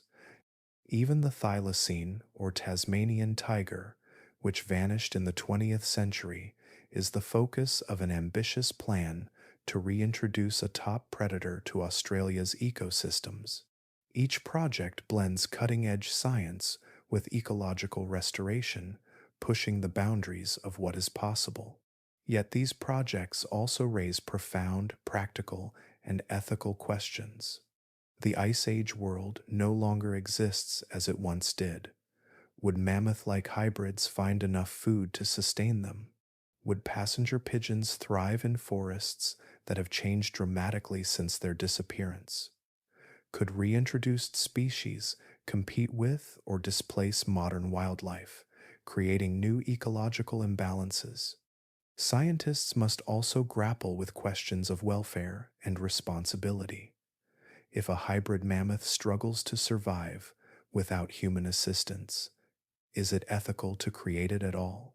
And how should such an organism be classified as a new species, a restored one, or something entirely different? Despite the uncertainties, the momentum behind these efforts continues to grow. They reflect a fundamental shift in how humanity approaches conservation, one that moves beyond merely protecting what remains toward actively repairing what was lost. It is an approach grounded in the belief that ecosystems can be made more resilient by reviving the forces that once shaped them, even if those forces now take new forms. The work is still in its infancy, and many of these projects may never fully achieve their most ambitious goals, but the pursuit itself has already reshaped our relationship with the past. The bones and frozen remains of Ice Age giants no longer represent a closed chapter of history. They have become blueprints, guiding us toward a future in which the lessons of extinction and evolution might help heal the landscapes we inhabit today. And in that pursuit, the distant past is no longer just something to study. It is something we may yet live alongside again. For millions of years, size was one of nature's greatest strategies. It built mammoths that could tower over trees, ground sloths that could topple forests, and bears so large that even predators gave them space. Gigantism shaped the Ice Age world in spectacular ways, and for a time it seemed unstoppable. Bigger meant stronger, harder to kill, and better equipped to survive. Yet the same forces that once made these giants rulers of their realms also set them on a path toward vulnerability. Their immense size, so long an advantage, carried hidden costs that became impossible to bear when the world began to change. At the heart of this paradox lies the delicate balance between power and demand. Large bodies require vast amounts of energy to sustain. A mammoth needed hundreds of pounds of vegetation every single day to maintain its bulk. Herds of bison consumed entire fields of grass in a matter of hours. Giant predators, too, needed abundant prey to feed their enormous muscles. As long as ecosystems were stable and food plentiful, this was not a problem. But when climates shifted, plants vanished, or prey grew scarce, giants had little margin for error. Their bodies, once their greatest assets, became heavy burdens in a world that could no longer support them. Growth itself was another costly investment. Large animals grow slowly, often taking many years to reach adulthood. Mammoths did not reach full size until well into their second decade. Giant ground sloths matured even more slowly. This meant that populations could not rebound quickly if numbers fell.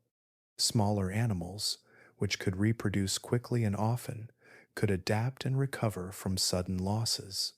Giants could not. A bad decade, a few years of famine, a wave of disease, or an increase in hunting could push their numbers dangerously low. Once their populations began to shrink, it was difficult for them to recover. Size also shaped the way these animals interacted with their environment, sometimes limiting their flexibility. Large herbivores often relied on predictable migrations and seasonal changes in plant growth. They needed to follow the same routes year after year, returning to known feeding grounds. When those routes were disrupted by changing climates or new human settlements, they struggled to find alternatives. Smaller, more adaptable species could shift their ranges or change their diets. Giants were often too specialized, too tied to particular ways of life, to respond quickly to change. Predators faced their own challenges. Large carnivores like saber-toothed cats and short-faced bears were highly specialized hunters. Their size and strength allowed them to bring down massive prey, but those adaptations were less useful against smaller, swifter animals. When the great herbivores declined, these predators found themselves mismatched to the new landscape. They could not easily shift to catching smaller prey, and their energy demands were too high to survive on scavenging alone. In the end, the disappearance of the giants they hunted sealed their own fate. There were risks even in the physical advantages of size. Large bodies shed heat slowly, which is a benefit in cold climates but a disadvantage when temperatures rise. As the Ice Age ended and the world warmed, some species that were perfectly adapted to freezing winds and snow-covered plains found themselves overheating. Their thick fur and heavy fat layers, once essential for survival, became liabilities.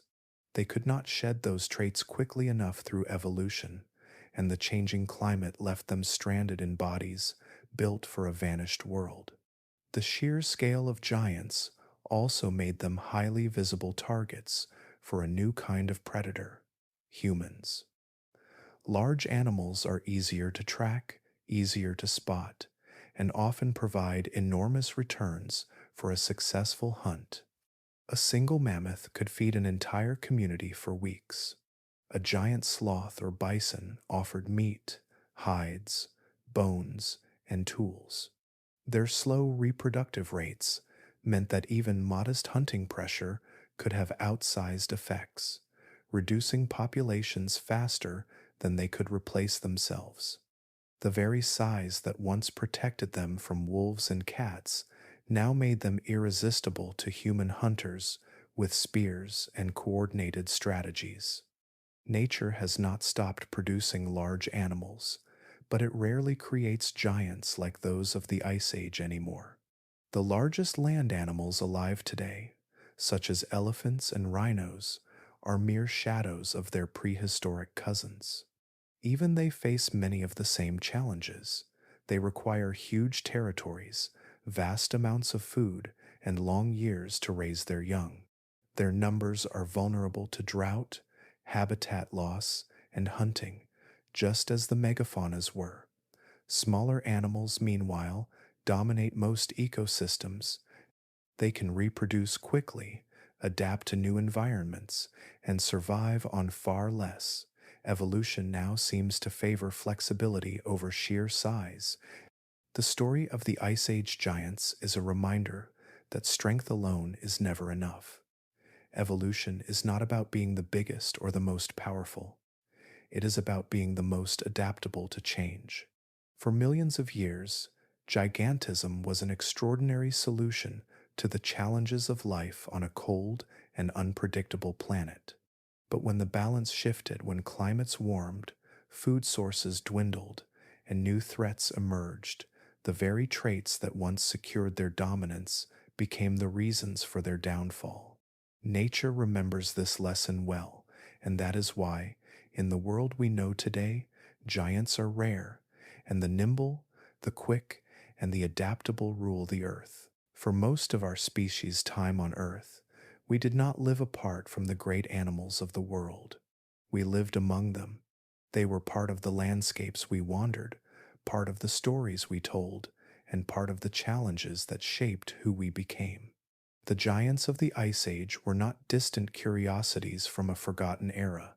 They were neighbors, rivals, teachers, and sometimes victims, and in the long span of our shared history, they helped make us who we are. When early humans first stepped into the frozen plains of Ice Age Eurasia or crossed the windswept grasslands of the Americas, they found themselves in a world already full of life, and not just small, easily managed life, but towering, dangerous, magnificent beings. Mammoths roamed in vast herds, bison thundered across the horizon, and saber-toothed cats watched from the shadows. To survive here, humans had to adapt in ways no single species had done before. They could not outmuscle these giants, and they could not outrun them. What they could do was think, plan, and act together.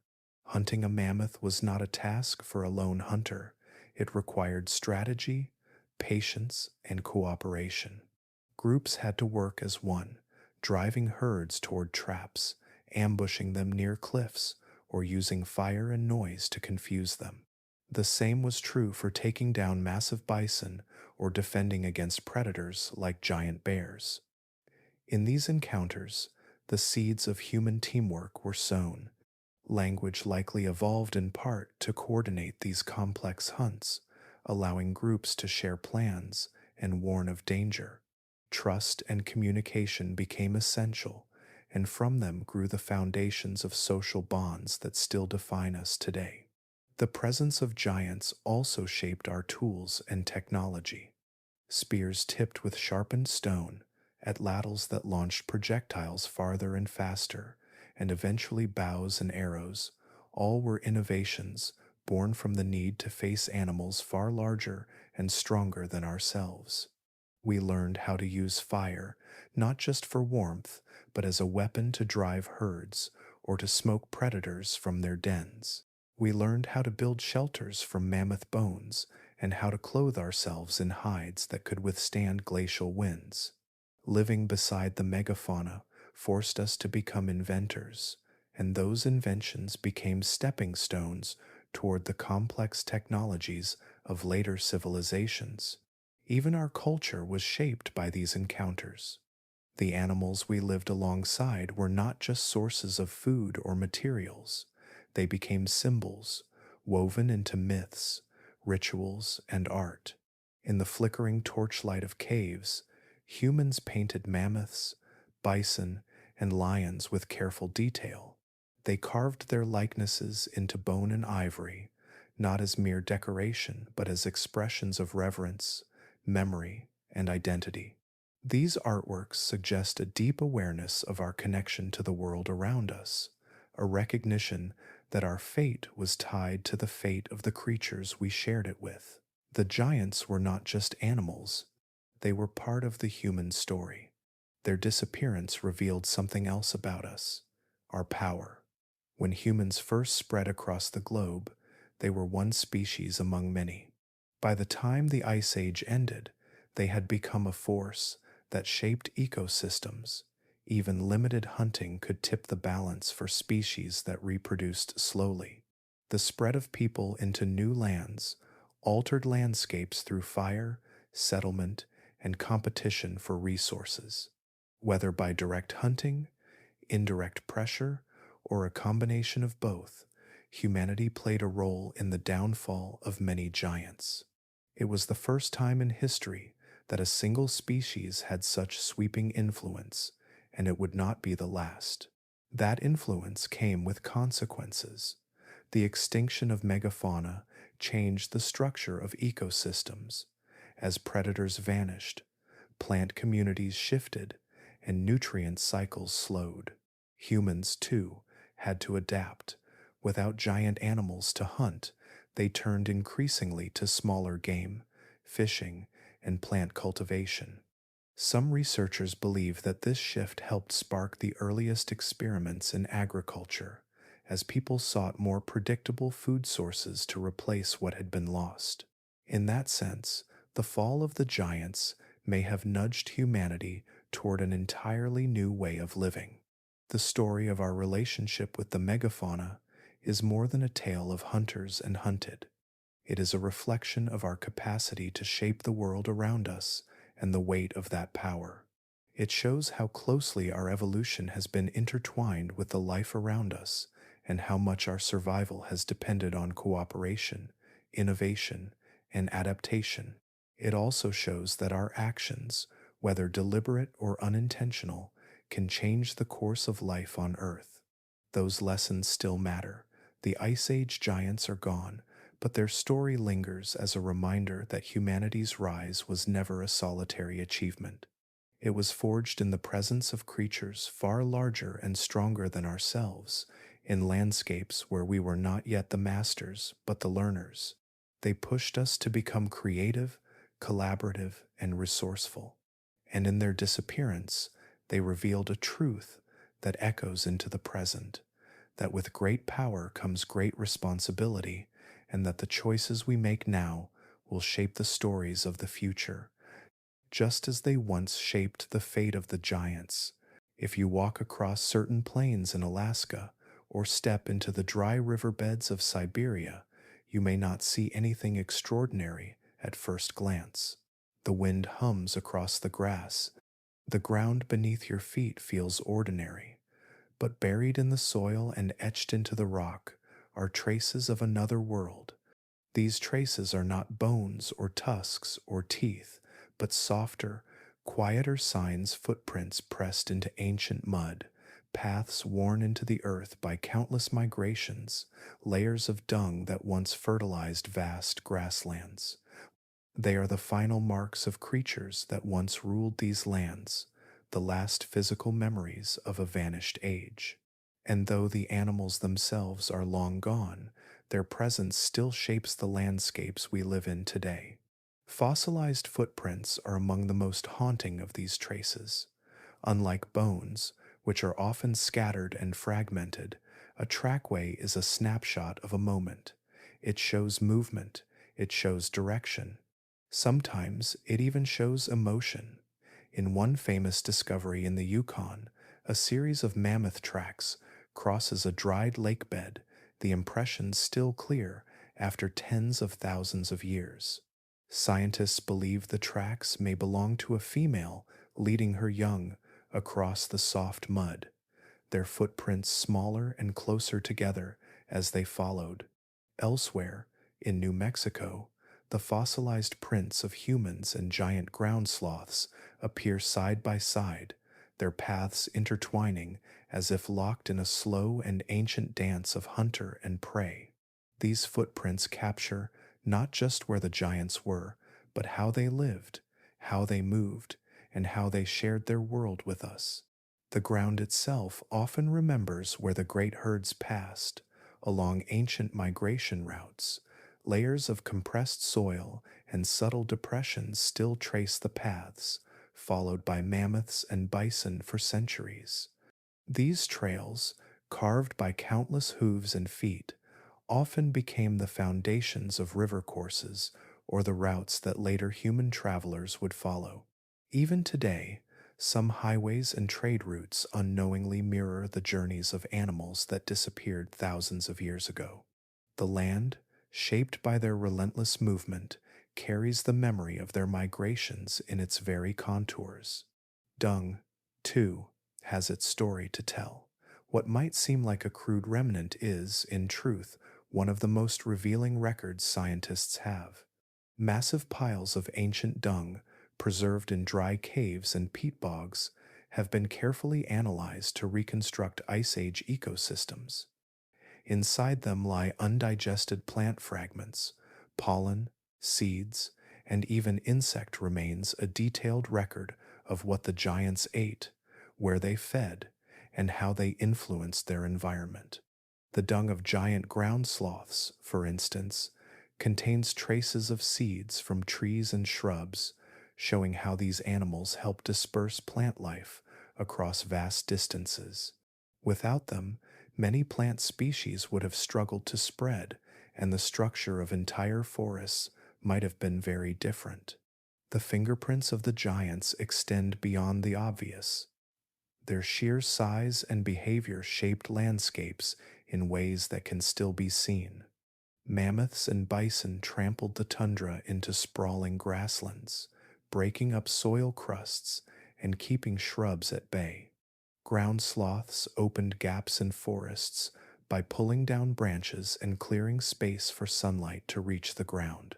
These activities shaped the balance of plant species, influenced water flow, and even affected how carbon was stored in the soil. In some regions, scientists believe that the disappearance of these large animals allowed forests to expand into areas that were once open steppe, altering local climates and ecosystems in ways that still persist today. Even rivers and lakes carry the echoes of their presence. Paths worn by herds sometimes channeled rainfall into new streams or altered the way water drained from the land. Dust kicked up by migrations enriched the soil with nutrients, supporting plant growth long after the herds themselves were gone. The remains of bones and dung enriched sediments, feeding microorganisms that still form the foundation of many ecosystems. In these subtle ways, the giants continue to shape the living world, their influence woven into the very processes of nature. It is for this reason that many scientists refer to them as ghost architects. Though their bodies are gone, the structures they built remain not in the form of monuments or buildings, but in the patterns of landscapes, the distribution of plants, and the behavior of the animals that came after them. Some grass species still germinate more effectively after passing through a digestive system, a legacy of a time when megafauna carried seeds for hundreds of miles. Some tree lines still follow the edges of ancient migration corridors, growing where herds once cleared the land. Even the fertility of certain soils can be traced back to the nutrients deposited by vanished giants. These quiet legacies remind us that extinction does not erase the past. It lingers in subtle forms, written into the ground beneath our feet and the living systems that surround us.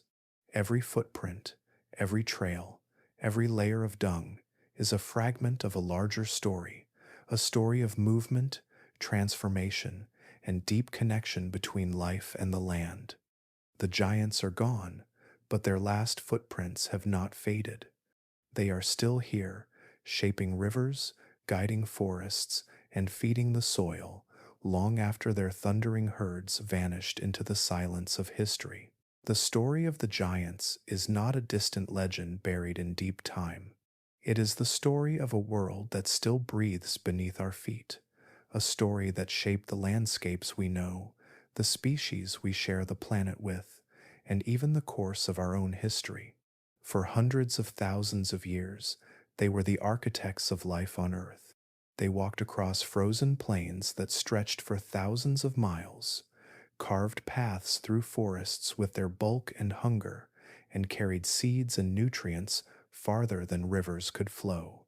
Their presence rippled through ecosystems in ways both subtle and immense, their lives woven into the very heartbeat of the planet. They were born of ice and struggle. The harsh climates of the Pleistocene sculpted them into forms that were both powerful and precise. Mammoths wrapped themselves in thick coats of fur and layers of fat, their curved tusks clearing snow from frozen earth to reveal the grass beneath. Saber-toothed cats honed their bodies into tools of perfect predation, their fangs slicing through the defenses of giants many times their size. Ground sloths rose like moving boulders, reshaping forests with their deliberate movements, while enormous bison and horses thundered in endless herds that churned the soil into fertile seas of green. They were not isolated wonders. Each one was part of a greater pattern, each shaping and shaped by the others in a delicate balance that endured for ages. And then, in what seems like a moment measured against the vastness of their reign, that balance began to falter. The climate warmed, ice retreated, and the once familiar landscapes transformed beneath their feet. Plants they depended on shifted northward or disappeared altogether. Rivers changed course, grasslands turned to forest, and deserts crept into places that had once been lush. As the world changed, humans too were spreading, carrying with them tools, fire, and strategies that none of the giants had ever encountered before. Spears pierced hides thicker than bark. Traps turned size into vulnerability. Cooperation and intelligence outmatched brute strength. At first, the losses were scattered, barely noticeable amid the vastness of the wild. But one by one, species that had survived ice ages, predators, and volcanic winters began to vanish. Mammoths dwindled on the mainland until only a tiny population clung to a shrinking island refuge. Saber-toothed cats and dire wolves, once rulers of the hunt, found their prey too scarce to sustain them. The last ground sloths lumbered across Caribbean islands long after their cousins had disappeared from the continents, but they too eventually fell silent. By the time human civilizations began to rise, the great tapestry of megafauna that had defined the Ice Age world had unraveled. The age of giants was over, yet their story did not end in emptiness. In their rise, we see the astonishing power of evolution, how life shapes itself to meet the challenges of a changing earth. In their fall, we see how fragile even the mightiest can be when the forces around them shift too quickly. Their disappearance echoes a truth that is as relevant today as it was then. Dominance is not the same as invincibility. Size, strength, and power offer no guarantee against the pressures of environment, time, and change.